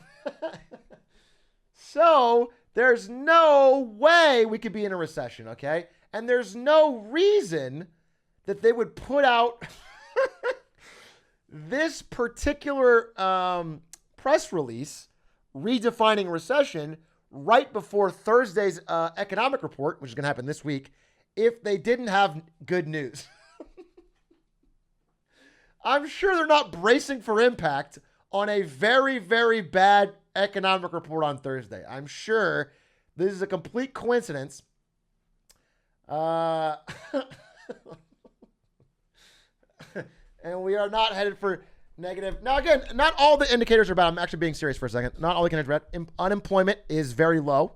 It's actually... it's like at 3%. It's very low. Unemployment's low, which means workers can switch jobs easily, which is actually a good thing. Let me give a win for people who had the huevos to take part in the Great Resignation and switch jobs. I think I actually, I do have a win here. I don't know where I put it.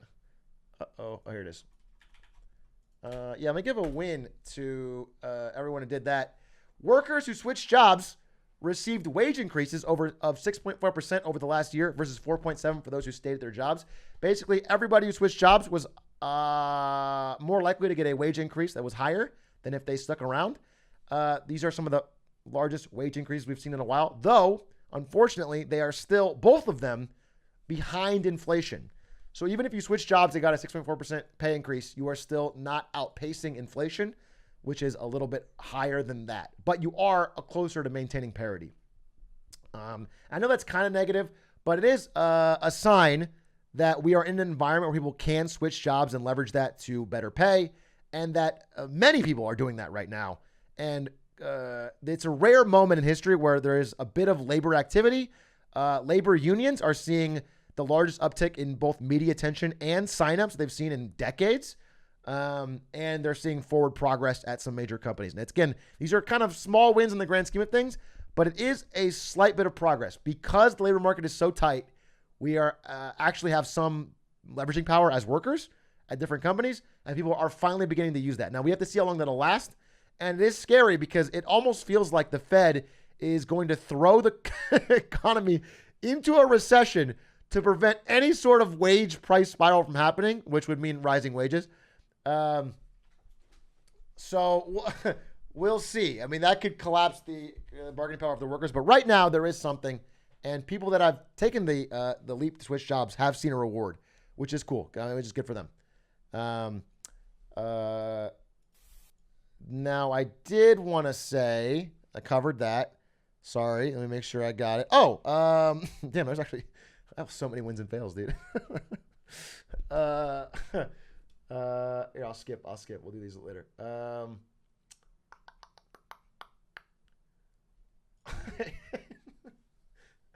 Okay. Oh yeah. Final thing. Final thing. On that, and then I'll do one funny one to outro. Okay. This is the last depressing one. Okay, but I want people to be informed, and I've always been like this, and it's just become a little bit more hard to hear because the news is becoming real and not just me talking about it. I want to say one more thing. Okay, so no matter what the economic report comes out on Thursday, the fact is that since things have gotten more expensive, there is a lot of evidence that people have been taking on debt to pay for their regular expenses. So even though we haven't seen a slowdown in spending as much as you'd expect, we have seen a rise in credit card debt and loan debt. And what we're starting to see, if you keep a real close eye on the ball, is some signals that that's not going to last too much longer. So the AT&T CEO dropped this in a earnings report, and it was kind of buried. But he basically said that around 6 weeks ago, they started to see an uptick in overdue bills, people not paying their bills. And when you start to see that, that is a very dangerous sign. If it's happening on things like phones, I'm sure you're seeing similar things with credit cards, with car loans, and then at worst, mortgages. And if you start seeing it on mortgages, then we have a real 2009 type situation. If people don't pay their mortgages, then we get a big widespread, type crash. So again, this is I know that I get some of them funny, some of them serious. This is an interesting thing to keep an eye on, and it's not a win by any respect of the imagination. But it's good to be prepared, and it's good to not be too exuberant or to make risky bets with your money at a time where things are a little shaky. So I only say this to keep people informed, and I'm not trying to be depressing. And again, I'm not trying to be a doomer. And I do think there are many. I'll do a better search, but there are positive things.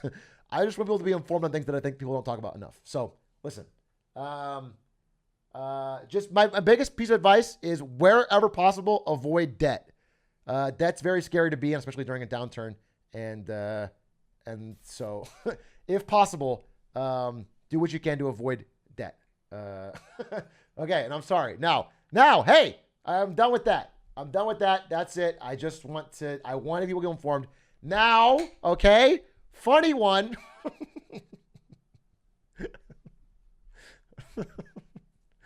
This is not even that funny, but at least it's light.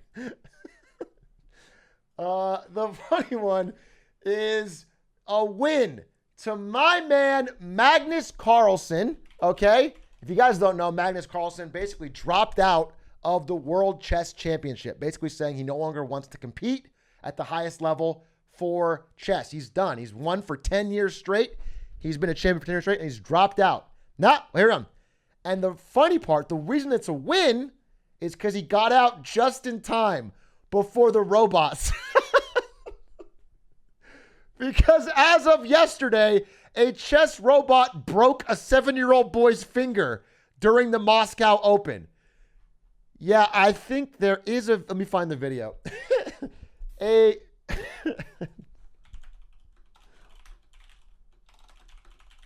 me find the video. Here it is.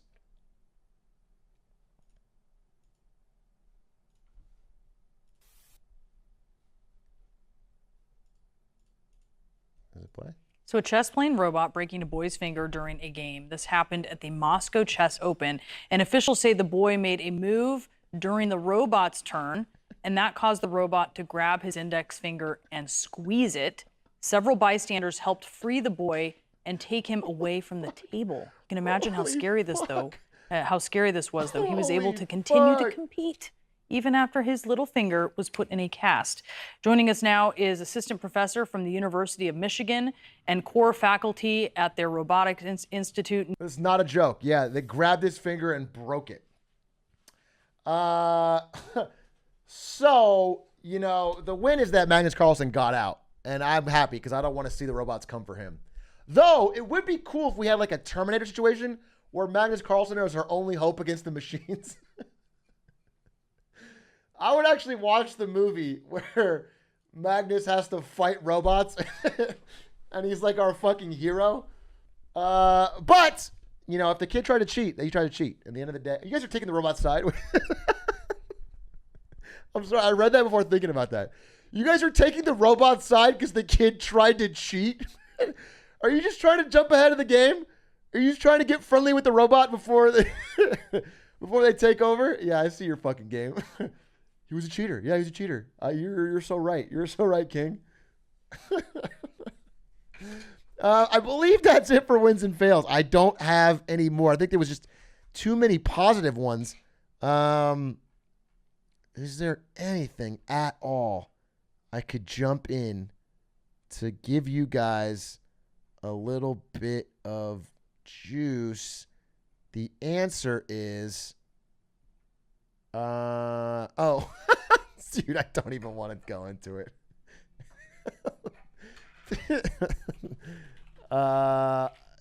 No, I don't want to do it.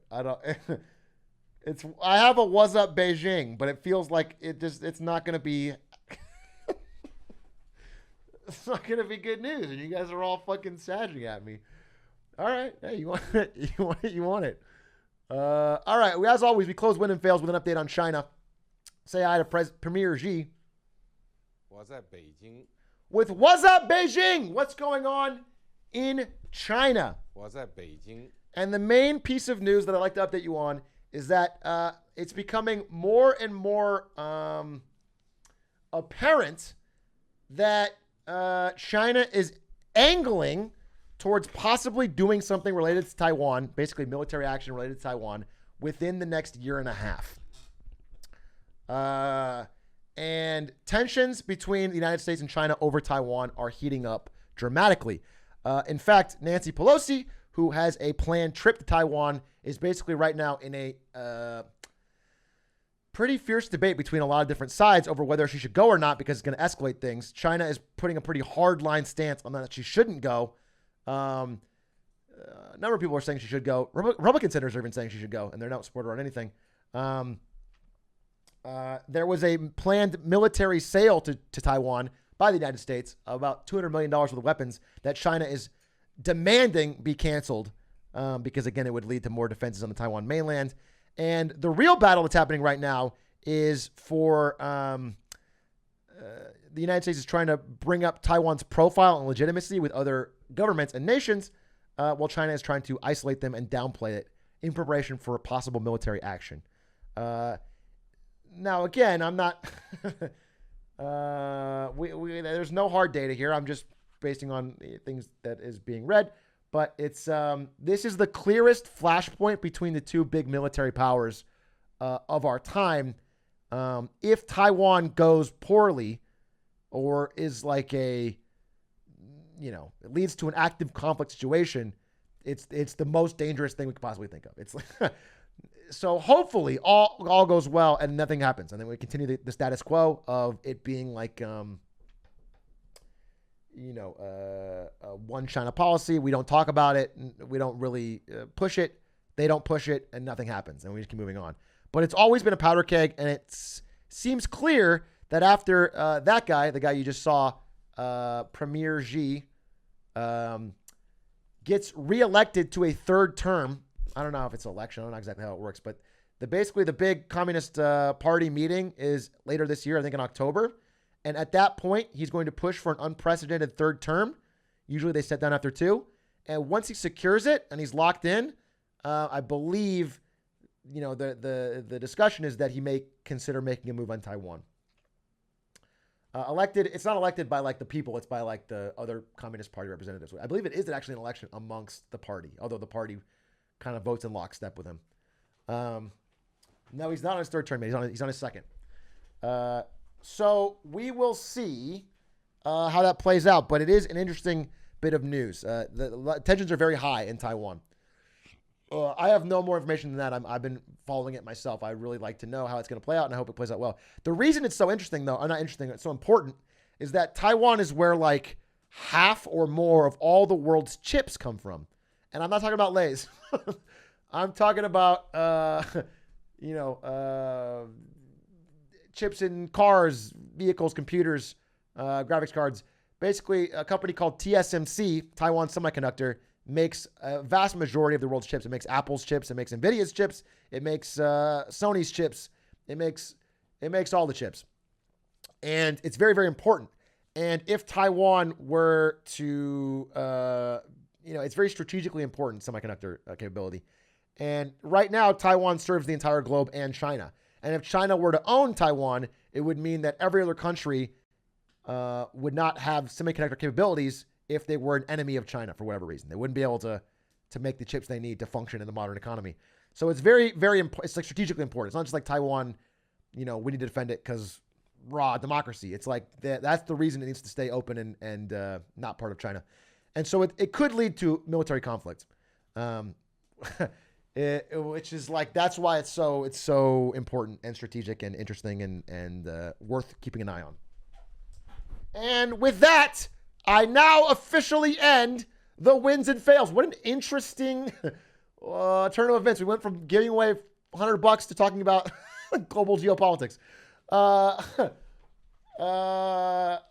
hope you enjoyed being informed. Again, I will think about it more for next week. I only got the feedback that we need to be a little more positive this week, and it was too late, so I added the dog. But what I will try to do is get a little bit more balanced so it's not so bleak. But I do want to keep people informed in an interesting way. Now what we're going to do is have some fun. Reddit recap? I don't think so. Can you show the dog in? Yeah, I can show the dog in. Actually, what if I get my dog? What if I get Maya in here? What we're going to do is... Here, let me get Maya, and then also maybe we... I don't know. Maybe we play marbles or something.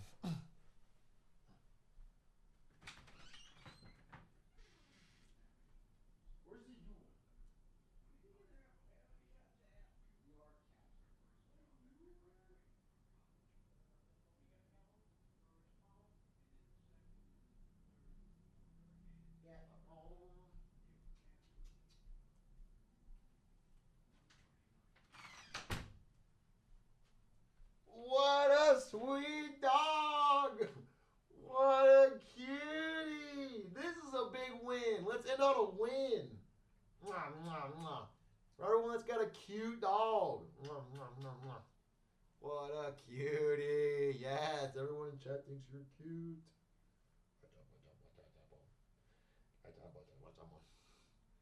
Oh, yeah, she's smiling now. She's tasting the air. Yeah, you're smug, huh? You're going to be a dog-fluencer? Is that what you're going to do? You're going to be a dog-fluencer? What a sweet dog, what a sweet dog, what a sweet dog. All right, Gilbert.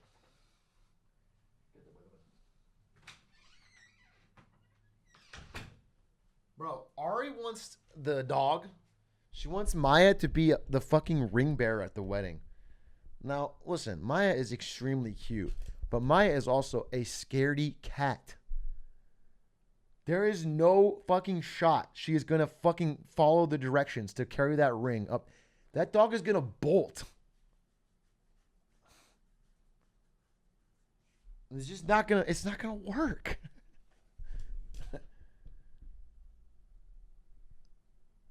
I thought you were getting Maya the bird girl.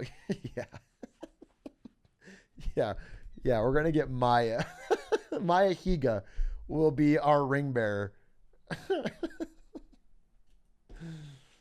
No, I don't know. Hey, ping in the tuxedo. Thank you for the gifties. I appreciate that. What can we do? I don't have a full marketing one. I just have the wins and fails, so I don't know. I'm trying to think of what is next. Is there any questions? I could talk about some of the stuff we talked about today. I try to, I I only realized like yesterday, and I'd already picked out most of the wins and fails, that like, I should probably try to find a way to lighten it up a little bit. But there's just so much interesting news. And not all of it is so negative. People act like it's fucking super sad. I think it's why isn't there any other chip providers? There's like economic reasons, but basically it was cheaper to make it in Taiwan, and so they got very good at it. And the infrastructure to make chips is extremely expensive. Like you need hundreds of billions of dollars and a lot of time to build like the factories and so like once it's already established in Taiwan, it's hard to make it somewhere else. There's a recent bill called CHIPS bill that went through Congress it's basically going to all go to Intel to make foundries, which are the factories that make chips in America. But the bill was only $50 billion and it's not going to be enough to really make an impact. So we'll see.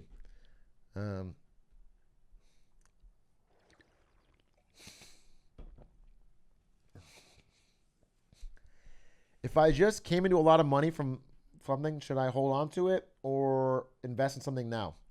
I can't give you financial advice. I cannot do that. What I would say, it depends on what you're trying to pick up.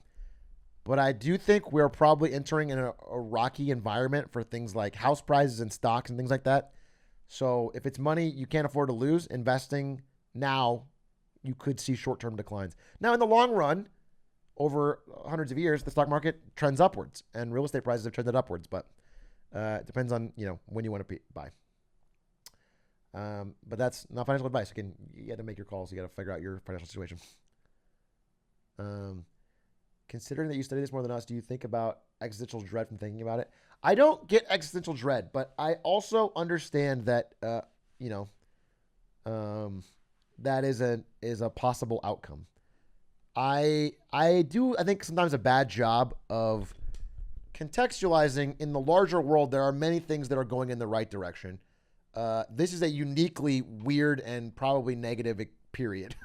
I can't pretend that this is like a great period, but it's not the first time this has happened in history. Like everything that's happening now has happened in some form before, and humanity got through it and moved past.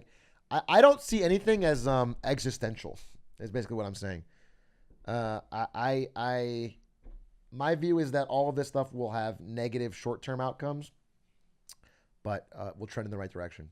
And if we get people to understand it, maybe we can actually pressure elected officials into doing the right thing.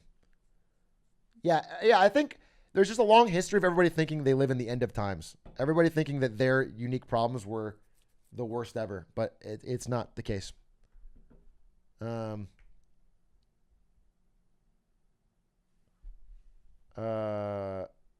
Is a car loan and a student loan dangerous thing to take out right now? I couldn't tell you a strict yes or no, but I would say that loans in general, you have to be careful with, because yeah, just for obvious reasons, money you don't have. Like if you needed a car loan to get a car to go to a job so you can make more money, like there's reasons it can make sense, but like splurging on a new car right now, like if you have a car that works and you're like, no, I want to get a new fucking sick model, I would say that would be unadvised. Cars are very expensive right now. Should I put all my money in Stan's coin? Yes, you should have already done it, but now's the best day.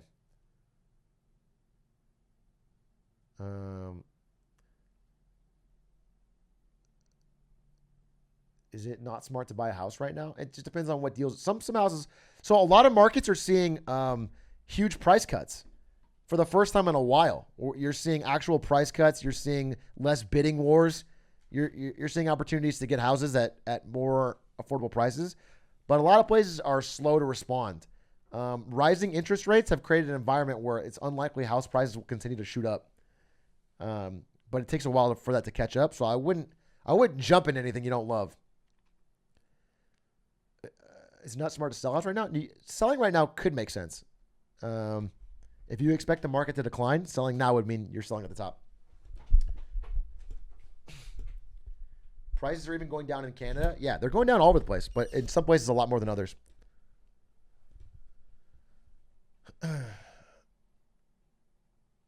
A lot of Gen Zers, myself included, grew up on doomerism as a culture, so this week doesn't feel different. Yeah, I that's what I've noticed from streaming. I've noticed the number of people who find doomerism to be more of it's almost like I guess a culture is a good way to put it, like a vibe. It's I guess a way to cope, but I don't like it personally. It's just my opinion, but I understand it, and I don't try to shut it down. I just don't. I don't think it's productive for the person or for anyone. I don't think it helps you, but it's one way to cope, I guess. And also some people have fucking situations. Listen, the time I was most doomer in my life was when I was fucking 21 and I was studying abroad in Korea and I had fucking no money. I drank too much and didn't know what I was going to do when I graduated. And the esports thing wasn't super working out and I was far from friends. And so maybe people are in more situations where they're not, in that case, I would just tell you, take more time. Life changes over the years and don't expect what you're having right now to be permanent.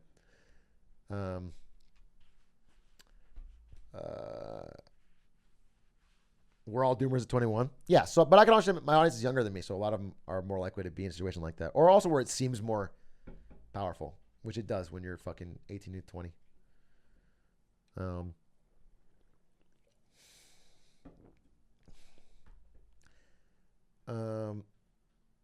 You are also an able-bodied cis het white man. Yeah, I am. That's right. It's very, very, very, very easier game to play.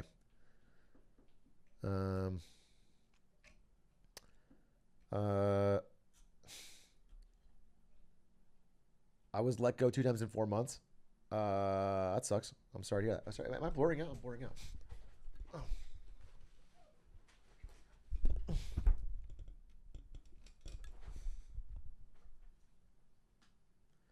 Would you consider yourself generally pessimistic? No. I don't think I'm a pessimist at all.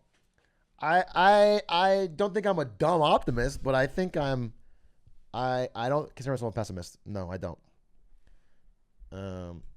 But I do like to be informed. I think I'm a realist is cliche because I'm not a realist and I'm a realist. Things are bad. I don't think things are fucking insurmountable. But I do think that I don't like the la kind of attitude. You know what I'm saying? That's all I'll say. I don't like the if I ignore it, it won't exist. I like the idea of let me understand what's going on so I can make a decision that is informed.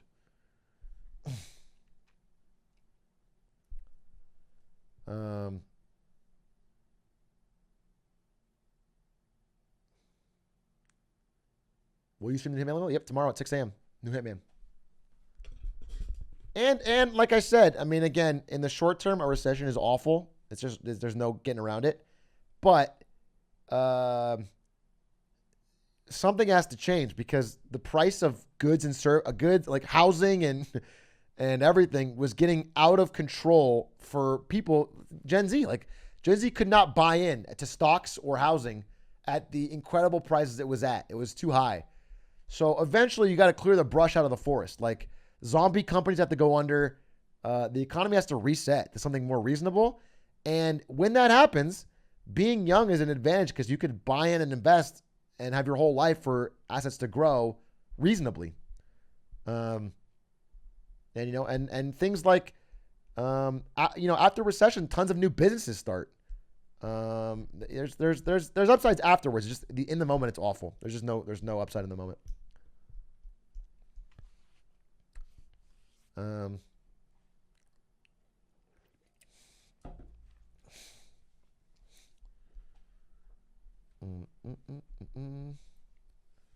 It's like the Great Reset in the Ryan Trahan vids. Yeah.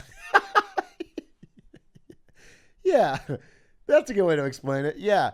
A recession is like when Ryan Trahan has to go back to a penny in his penny videos. It's just like that. You get it.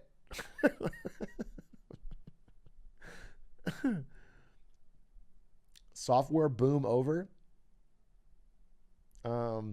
The Silicon Valley software engineer, easy money, infinite perks, unlimited time off, swap jobs every 2 years, probably is declining. Most of the tech companies are slowing hiring, if not freezing, and the smaller ones are laying people off, or if not closing.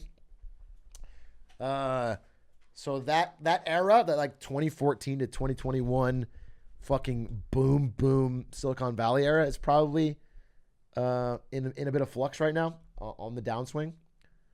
But software is still a great career path. Like I wouldn't feel worried.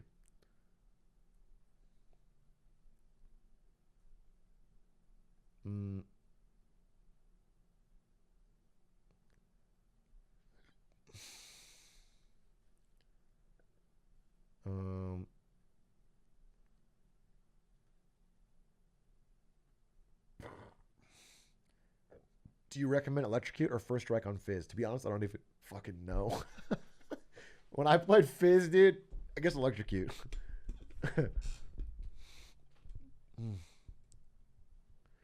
I live in the Bay right now. I'm a CS major, but it's tough getting interviews with the big companies. I can imagine. Yeah, right now, specifically this moment, it's probably really hard. Damn, you live in the Bay with no job? That's fucking hard. The Bay is so goddamn expensive. I'm actually impressed. I don't know how you pull that off.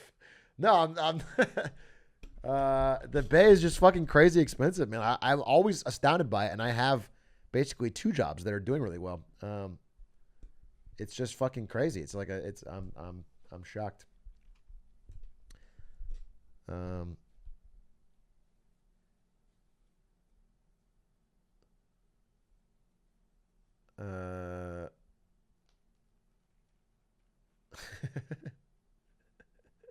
Hey, thanks for the hype train. Thanks for the. I'm a recent grad. I live with my parents. I gotta understand. Yeah, totally. Smart, actually. I had more charts actually about that. The number of people living with their parents at ages 18 to 22, I think, is at like all-time highs. But I didn't want to like throw it in because I think we got the point. Which is like, I mean, it just makes financial sense because fucking the cost of rent and housing is so high that like, why not save a fuck ton of money?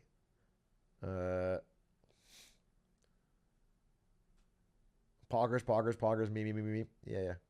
I mean, listen, all I can say is if you are able of having a good relationship with your parents, that's hype. That's hype. I think that's really cool. I didn't with my dad back at the time I was 18, 24. I do now. I would rather live with my dad now. My dad's chill as fuck now. But if you don't, then I'm sorry that you have to live with him and you don't have a good relationship. It's weird how people still stigmatize living with your parents. Yeah, I mean, it's really dated.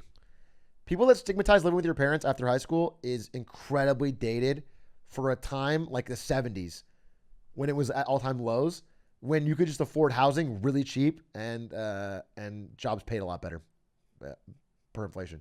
It's just incredibly dated. Like it just makes little financial sense, especially if you're like in the same town as your parents, to move,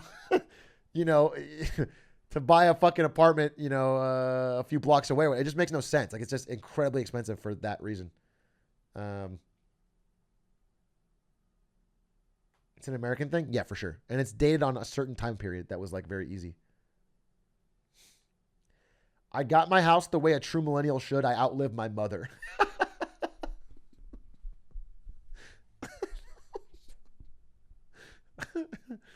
Yeah, all right. All right. That works. I guess that's good. That's better than her outliving you, man. Uh,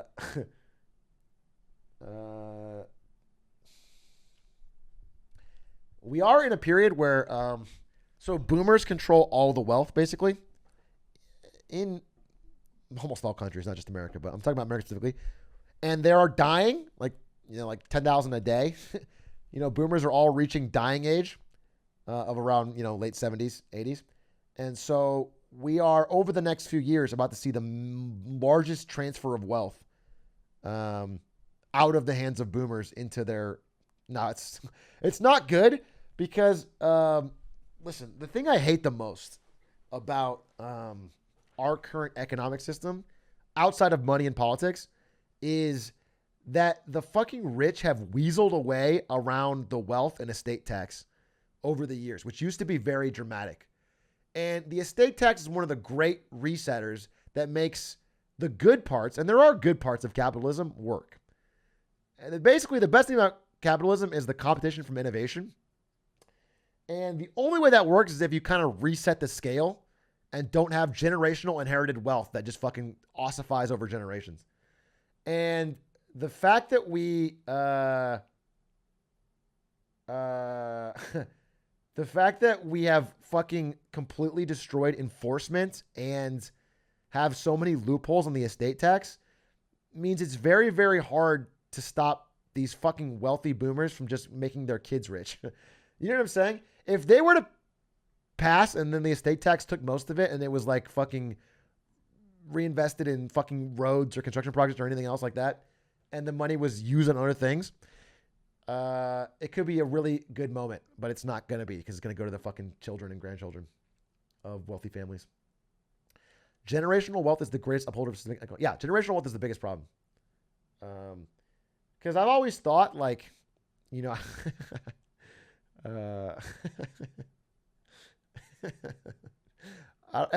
been so long since I've used this example that I think I can use it again. It's my classic Dr. Pepper, Mr. Pibb example.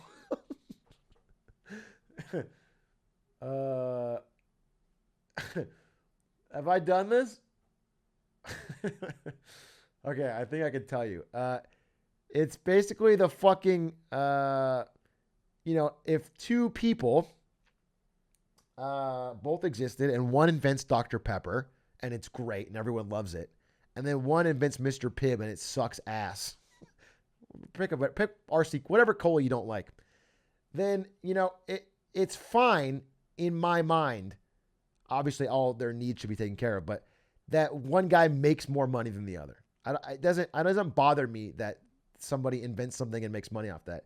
Well, the problem is, what if the son or daughter of the Mr. Pibb guy is a harder worker, more talented, has an even better idea, but because of the fact that the son of the fucking other guy has incredible advantages from wealth and go to a better school and get seed funding and has connections, that they succeed anyway. Like, even though the competition doesn't reset, you know what I'm saying? The competition does not reset for the children. So maybe the competition was even for the first two guys, but then because the wealth is generational and doesn't reset and there's not even any measure to control it, it kind of snowballs. And that's the real problem that I have is just because if you look at the peak era of growth and wage growth and productivity growth, it was like the 30s to the 70s. And in that era, basically, especially post-Roosevelt, there was so many harshly enforced estate taxes. Like the top tax rate was very high. Estate taxes were very strong. There was just a lot of ways to keep wealth from fucking building and building and building.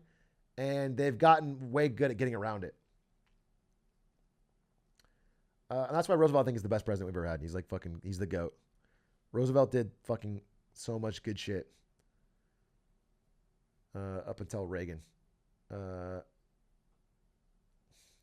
How would you fix that? I mean, the biggest way to fix every problem that we have is to remove money in politics. Basically, overturn Citizens United, pass a law that restricts basically legalized bribery, which is lobbying, and then enforce it. And then enforce it. And right there from then, I mean, immediately from that moment, you start to see changes.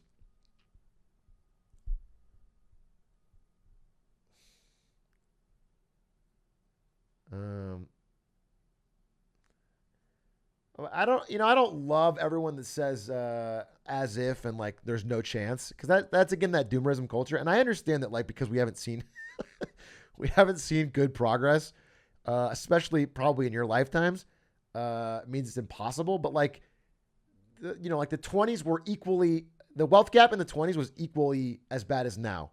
And something happened. Like, Roosevelt added those things. Those things didn't exist before and they added them. So like things can happen. Like, movements can happen. Things can change. It's not impossible. People act like it's totally impossible, but like having a little bit, I think apathy is one of the biggest, enemies of any sort of motion on it. Like an example I would give is like, people think, oh my God, a company like Amazon is completely unbeatable. Like you can't do anything about it. Amazon's too powerful. But like, and like, there's no way we can enforce it and there's nothing we can do. But actually, you guys know Amazon does Amazon private label. You guys know that? Basically, like if you sell a lamp or batteries or a cool mop, or you invent something that's cool and you sell it on Amazon, if it starts selling really well, Amazon will just steal it, make their own version, call it Amazon private label, put it at the top of the search rankings and take your money. They'll just outsell you. And Amazon private label is very fucked. It's like you have to sell on Amazon and then they find out what sells based on you doing all the work, and then they just make their own version. Amazon private label is extremely fucked. It's basically abusing their monopoly power on selling online to fuck over small businesses and basically use them as R&D. And you'd think nothing can be done. But in fact, because so many people have begun to think that it's possible to maybe start doing monopoly, punishments, and like they're angry at Amazon. Amazon recently has begun slashing private label selection, and it says amid weak sales, but it's not. It's not. This is actually this is a bullshit article. It literally, they did this immediately following inquest by the Congress. There's been a ton of like pressure from the government finally, and basically antitrust, to like look into this. And Amazon is realizing that if they keep going with private label, they're going to get fucked not only on that, but on much larger things. So they're trying to avoid getting completely broken up long term by cutting back on private label. And they're doing it they're doing way less. Private label has like been cut back dramatically very recently. And they're positioning it as sales fall, but it's not that. It's actually, they were doing incredibly well in things like batteries and stuff like that. And so it's like, yeah, the FTC has not have a great track record recently, but it's not impossible to make motion. And if enough people get angry about something, consequences can happen, and the companies are scared of that. They try to, I think they want us to be apathetic, because then we don't do anything. But if we just consistently demand things over and over and say we're angry about things, eventually something's going to give. So anyway, I just think there are. I should have included that in the wins and fails. That's an actual win. I didn't though. What was that thing you said to overturn for money in politics? It's called Citizens United. Citizens United was a very terrible, terrible Supreme Court ruling, I believe, that basically said that corporations are people too, and their money is a protected class. Like their speech, as in their money, is a protected class, and that corporations could basically donate to politicians, and it was legal, and like they could make these political action committees, super PACs, and donate money to them, and it was protected as speech. And in practice, it's become legalized bribery. It's like company donates a few $100,000 to a politician, and then suddenly they're doing things that are positive for that company. And it's one of the worst fucking things ever, because before that, it's not like companies never bribed politicians before, but like, let's say you work at fucking Facebook or whatever, right? Let's say you work at one of these companies, and you think, man, it would be good if this politician voted a certain way. Well, now you have to fucking bribe. You have to break the law. You legitimately have to go and fucking say, I'm going to break the law. And if I get caught, I'm fucked. And most people don't want to do that. And companies don't want to do that. They're scared. They're scared of sending people to jail. The executive doesn't want to go to jail. And so when you make it an actual crime, companies get very nervous, even though they really do want to bribe people. But after Citizens United, they can just do it without any consequence. It's not illegal. It's totally legal. And so, it's basically made it open season. Like now it's like, if you don't do it, you're almost stupid. Now it's like they fucking have to do it because, their competitors are doing it. You know what I'm saying? So, it's a fucked system. It's just a fucked system.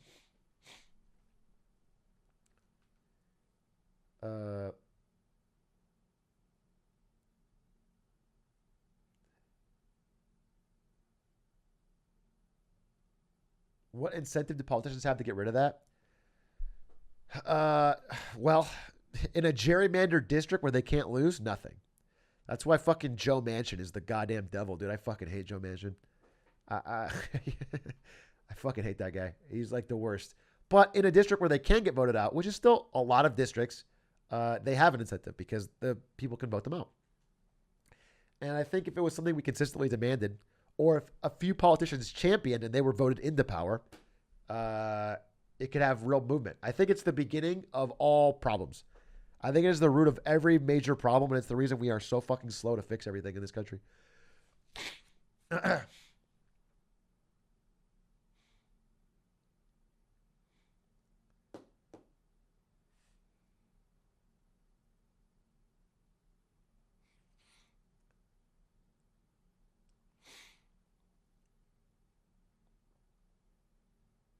Have you heard Hassan's theory on the gauntlet? I have not. I have not. What is the theory of the gauntlet?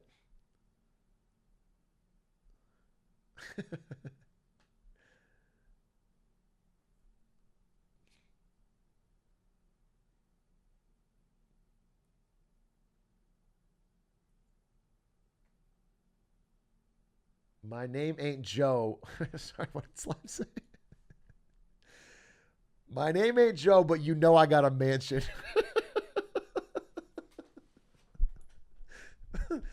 Fucking base, dude. Fucking dude, but I swear to God, dude, I would I shouldn't say this. I would not physically do anything, but I would say some things if I saw Joe Manchin IRL. I've already called. I have called Joe Manchin twice now, and it's always voicemail. His fucking public line, and I left a long voicemail. I just think he's so fucked. I think he's just openly taking coal money. Like there was a recent climate change bill that was put forward, and it was good, dude. It was pretty good. It was a pretty good climate change bill, and it basically came down to his vote. And of course, every Republican votes no on it because their entire goal is to make sure Biden gets 0 wins at all because he's about to get fucking swept. So they have a game plan. Republican game plan is like, keep Biden at 0, get nothing through, hold strong, vote no on everything, give him no wins, and then we can fucking just crush midterms, crush presidents. That's their strategy. So of course they're going to vote no. But Democrats still could have passed it if Manchin hadn't fucking flipped. But he's taking literal coal baron money. He has a fucking yacht. He is openly taking lobby money from coal companies and then saying, nah, I can't. We need more data before he votes on the fucking. It's like, it's so comical. It's like a fucking Captain Planet episode. I think he's a fucking scumbag, dude. It's like, he's the worst. Have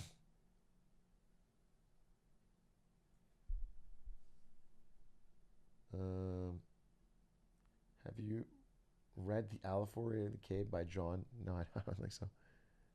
John Truby, the story, Anatomy of a Story by John Truby. Video game time? I think it's getting too late. Can't play Elden Ring. I'm sort of just talking. I like talking. It's fun. I might talk, and then I'll dip. Thief go there with 8 months. But tomorrow is video game time anyway. But I'll be live in 6 hours. Legitimately, don't fucking talk to me because I'm gonna be live in 6 hours. I'm gonna be live at 6 a.m. doing Hitman. It's gonna be fucking gang. All right. Is this the fucking gauntlet? What is this? We need more moderate Democrats, actually. No, we don't. Moderate Democrats are the reason why we're here to begin with. We need to start fucking bullying our own representatives, okay? That's it. We need to bully them to do the right thing because they're not going to do it. That's why I always joke about the gauntlet. Like, the threat of proletarian violence would probably get them to act in a certain way. What's So I talk about the though? legislation of the gauntlet, okay? Where you pick one fucking person from your state, all right? You pick one challenger, one champion, one working class champion to beat the fucking shit out of your representative on the fucking halls of the Senate, on the floor of the Senate. You beat him up, okay? If they reach below a certain point. If they reach below a certain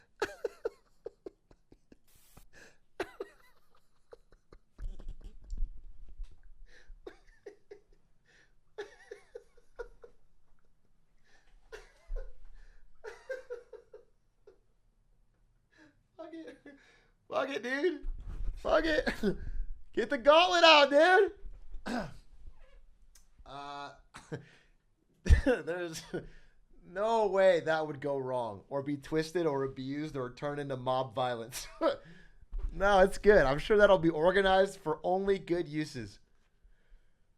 Listen, I do agree we should bully representatives into doing the right thing. I don't know if we should pick one person to go to jail that goes to beat them up. By the way, dude, the way they reacted to people even protesting on the Supreme Court, bro, every fucking representative would have a fucking 19 armed guards and a tank. If this happened even half of once, it would be fucking. They would have a million. Listen, I'd love to punch Matt Gaetz in the mouth myself. Yeah, I don't know. I've thought about it too. It's tough. I think one thing I think could happen maybe in the next fucking 5 years. 5 years is a long time. 10 years is I think there's going to be a rise in a third party. I think it's not unrealistic, and I think it could happen quicker than people think. It's happened in some other fucking countries because of the internet. The internet has allowed people to sort of. It's happened in a lot of industries over the past. It's allowed people to subvert traditional means to the channels of power, and it's possible. I'm not saying it would be the biggest party. I'm just saying. The rise of a third party demanding certain things usually incites concessions from the parties that win the election, and it could lead to progress. I do think the internet as a positive force for change could lead to something, as something people could use to organize around different ideas. But right now it's used for a lot of misinformation, so maybe I don't know. We need to get rid of plurality voting. Yeah, I mean, yeah, listen. Step one, in my mind, okay? Money in politics. That's the fucking big thing. Push that. It won't happen because America's all about picking teams. Yeah, but you could. I just think there's no fucking good. I'm not volunteering. I'm just talking about someone who's good at marketing it, because literally, at the end of the day, I would say a lot of Americans actually find both teams to be not aligned with what they want, and. We're good. And you could easily, I mean, there's people that are 80% popular in a country that's split 50-50. You know what I'm saying? There's people that have found a way to appeal to values that hit both. Someone like The Rock, for example, is liked by Republicans and Democrats alike. The values they represent hits both fucking parties. I think you can find a party that couches pro economic redistribution with like good home values. I think you can find a way to hit both parties. I think there literally could, and I think you could get people from both sides.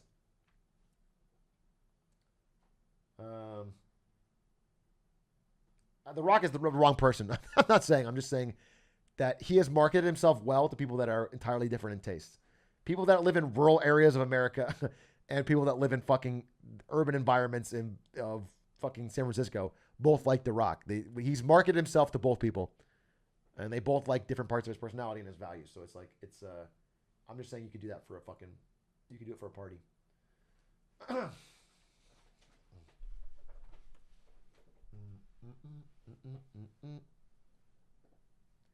Democratic Party of the doesn't right. Yeah. Yeah, maybe.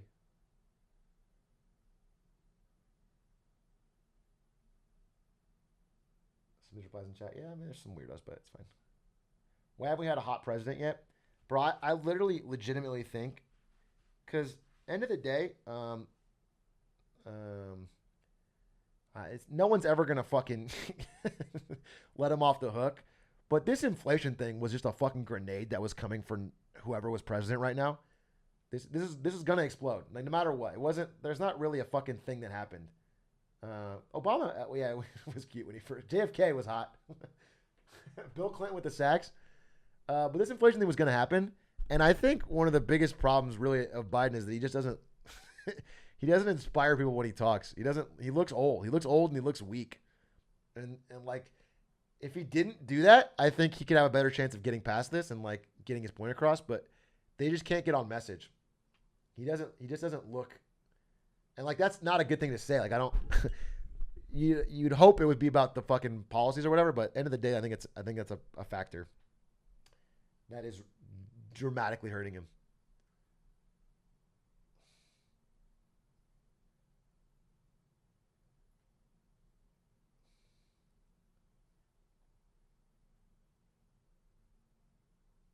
The last John Oliver episode, I think I saw part of it.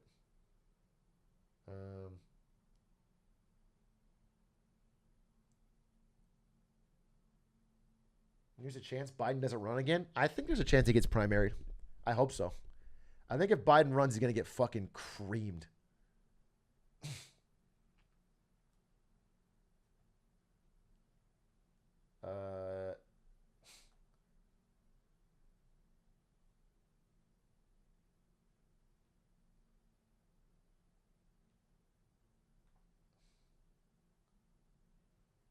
If it's Biden Trump again, I'm gonna be fucking so pissed.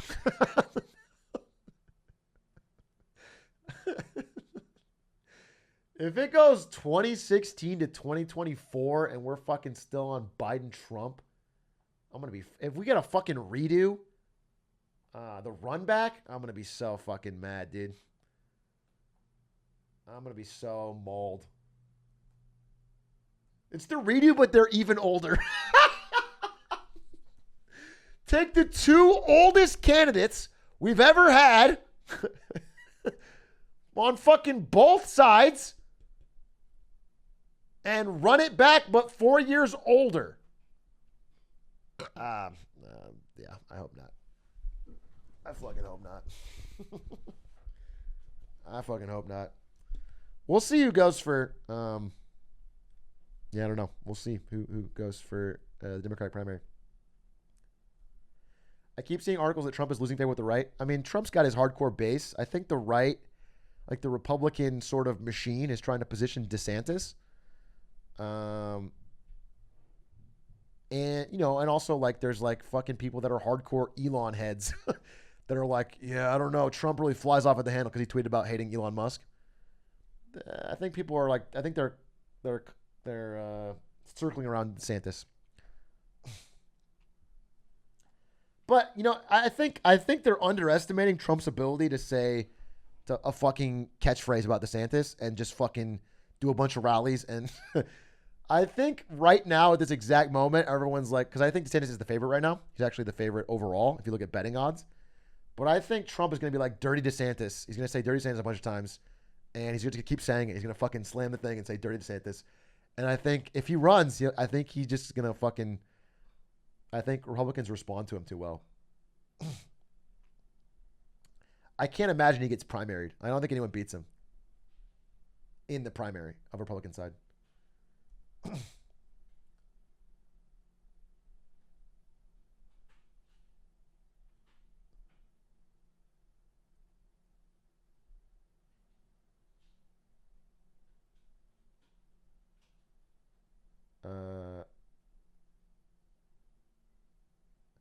As a left-wing queer person, I'd rather Trump than DeSantis. Really interesting.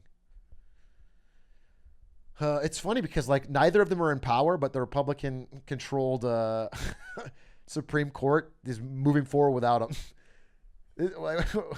We're in a part where Democrats control the fucking White House and Congress, and the fucking Supreme Court's still pushing forward with the. So it's like, imagine if either one of them, doesn't really matter. DeSantis will be more competent and aggressive. Yeah, I mean, DeSantis is definitely going to fucking... Yeah, it's a fair point. Trump is very scatterbrained. He doesn't make a lot of forward motion.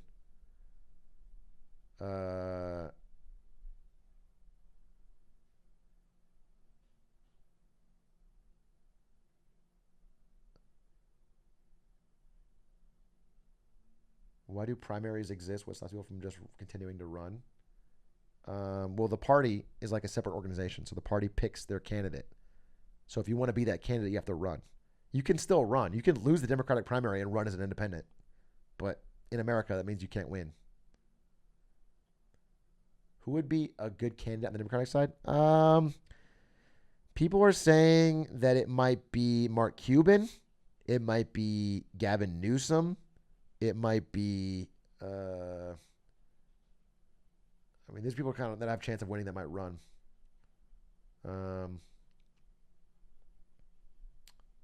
Yeah, Shark Tank. Yeah.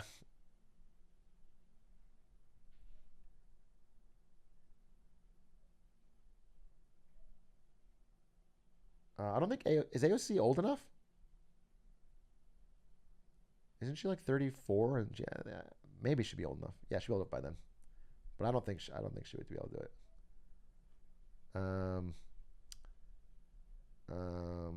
People are saying Hillary might run again. Might get a Hillary Trump rematch. It's crazy because Hillary Trump rematch would be. I don't know, man. I don't know. I don't know.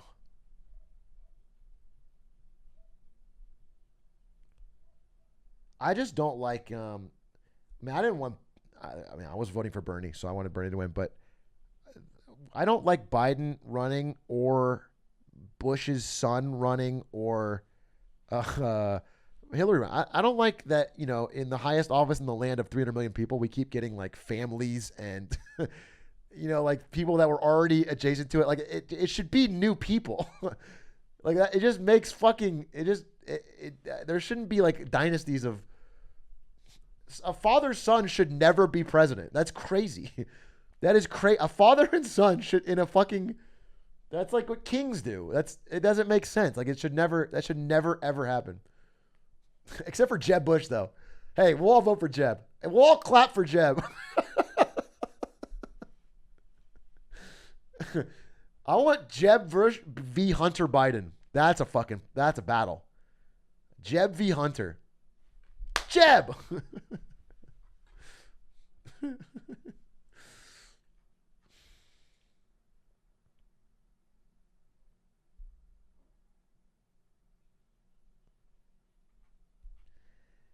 JSLS. Hey, Atrioc, first time catching the stream. I've been watching all the VODs because you always stream really late for me. Hey, I stream really late for a lot of people, and I appreciate that. Thank you for the prime. Connor, thanks for the 21 months. D-Lo, real thank you for the 20 months. Gaggerone, thank you for the 2 months. Vote third party. People, I mean, listen, I know it sounds like a fucking wild off-the-wall take, and it sounds like totally impossible. But I think 2024, we might see the biggest number of third-party votes we've seen in a long time. Since Ross Perot in 1992. Who took a massive chunk of the votes, by the way. People don't remember that because no one was alive in this chat. But there was a third-party candidate named Ross Perot, who's obviously he's also a loon in his own right. But he took a big chunk of votes. It was the biggest a third-party candidate's ever gotten. And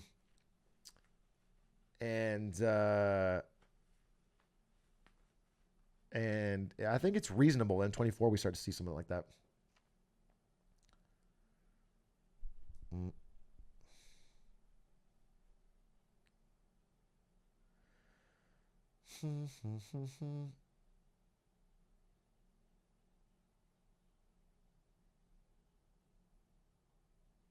I'll be voting for the Amazon party. Jeff Bezos, baby. Big Jeff.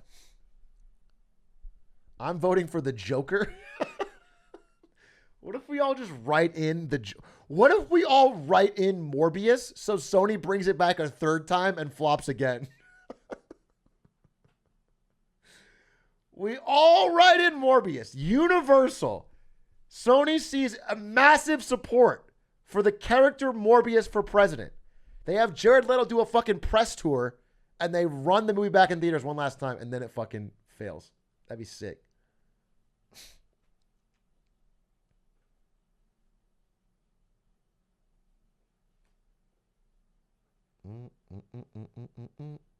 I'm voting for the Minions. I'm writing in Clint Stevens. Clint Stevens would be a fucking terrible president.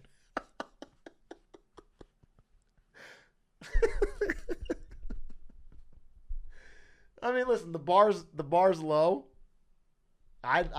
He's lovable. He's fucking lovable, but man, from Sleepy Joe to Sleepy Stevens,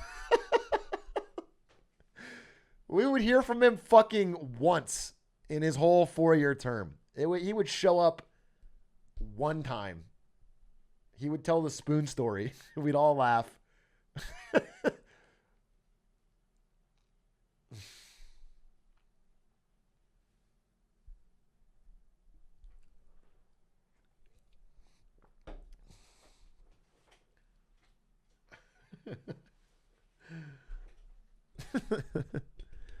Which streamer would be the best president? Which streamer would be the best president?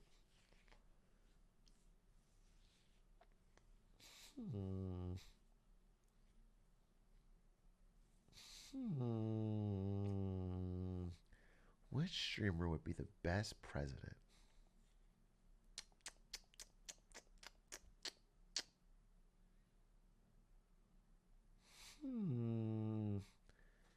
I think,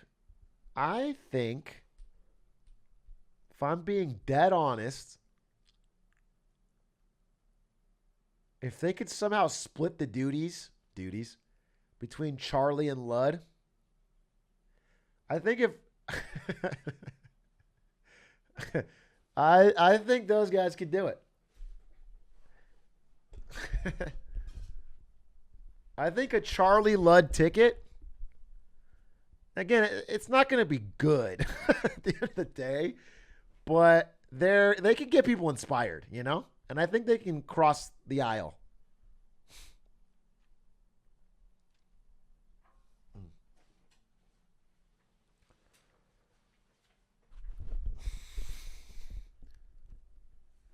Or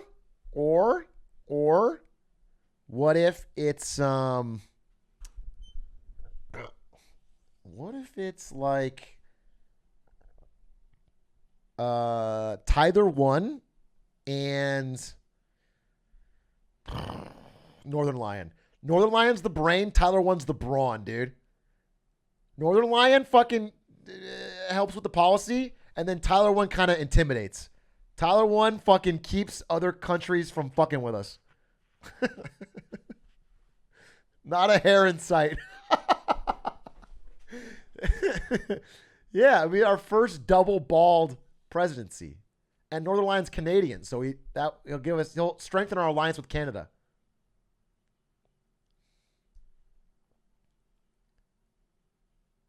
Well, Tyler 1 will be the president, right? And then Northern Lion will be VP, and we'll make a new rule that VPs can be Canadian if they're bald. Okay? And then Northern Lion will have to fucking sort of organize what our policies are and figure out how we're going to do it. And then Tyler 1 will just fucking flex on the country, keep us all inspired.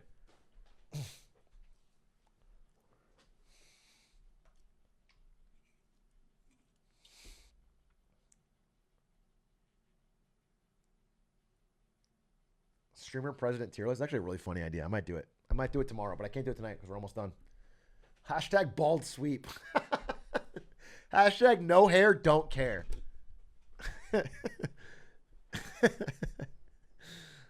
Hashtag I voted bald. Slime chief of staff, dude. Slime fucking runs the military.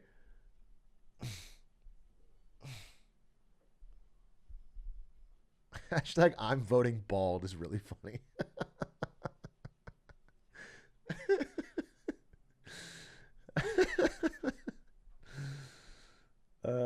Atrioc, no. Oh yeah, I mean, hey, he's not gonna. We're friends. Like he might talk shit, but he's not gonna fucking hit me with the military. You guys are getting scud missile. If Slime runs the military, you guys are fucking half of you are fucking. You're off the map, dude.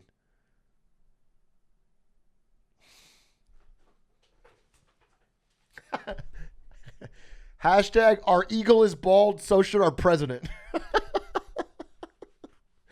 Damn, dude. Hashtag bald ballot. Holy shit. You really could fucking market this, dude.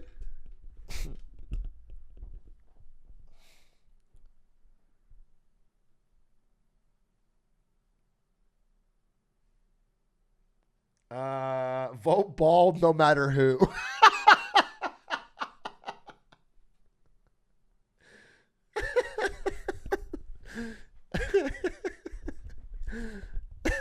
That's funny.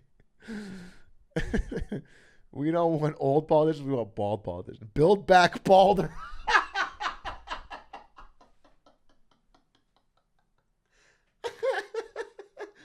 Hashtag build back balder, dude. Yes! I fucking love that. Make America bald again.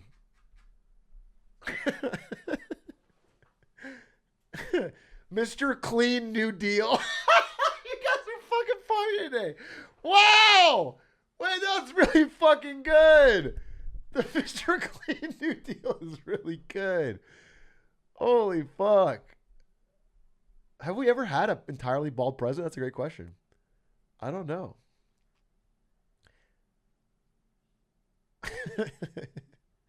Keep your head bare, not your treasury, dude. That's let's get America's coffers full. Our hairline empty. Oh, that's good. Oh, Eisenhower? Was he bald? I think he had the fucking George Costanza. Eisenhower. Am I dead wrong? Was he straight? Is he bald? No, he wasn't bald, bros. This dude got a nice little comb. Oh, you can't really see it. Look at that. Look at that. Sheesh. You got a little comb over there. Not nearly bald enough.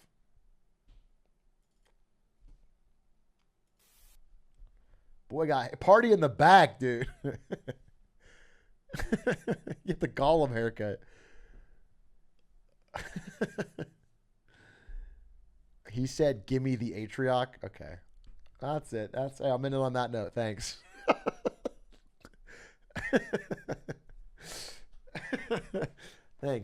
Thanks. Good one to end on. Appreciate that.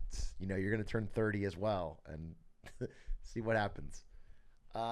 Guys, thanks for watching. I had a fun stream today. Hope I didn't depress people too much. I had a good time. It'll work out. Don't be so doomer. Have a great night. Thanks for watching. Tomorrow I'll see you in 6 hours, 7 hours. Probably I'll be there at 6:15 to play the new Hitman map.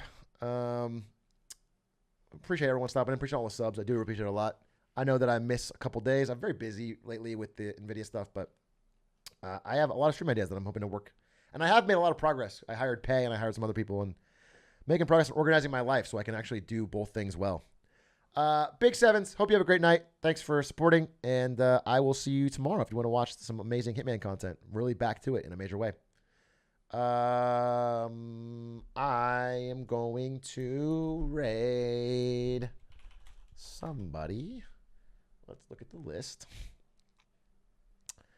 Dum dum dum dum dum dum dum dum dum dum dum dum dum.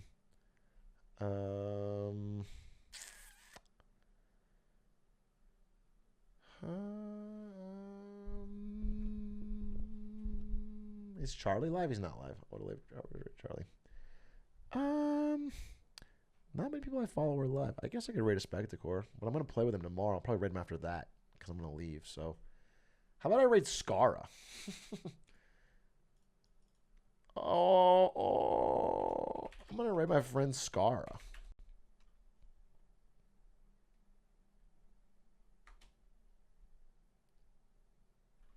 Everyone say hi to Scara. He's been crushing at TFT. I think he's really high ranked. Very funny. OTV member. Long time. Oh, I used to be a League of Legends pro back when I used to watch. Just a God gamer. Just an all-around God gamer, funny, good guy. Check him out. Appreciate you guys watching. Have a great night. Bye. Sevens.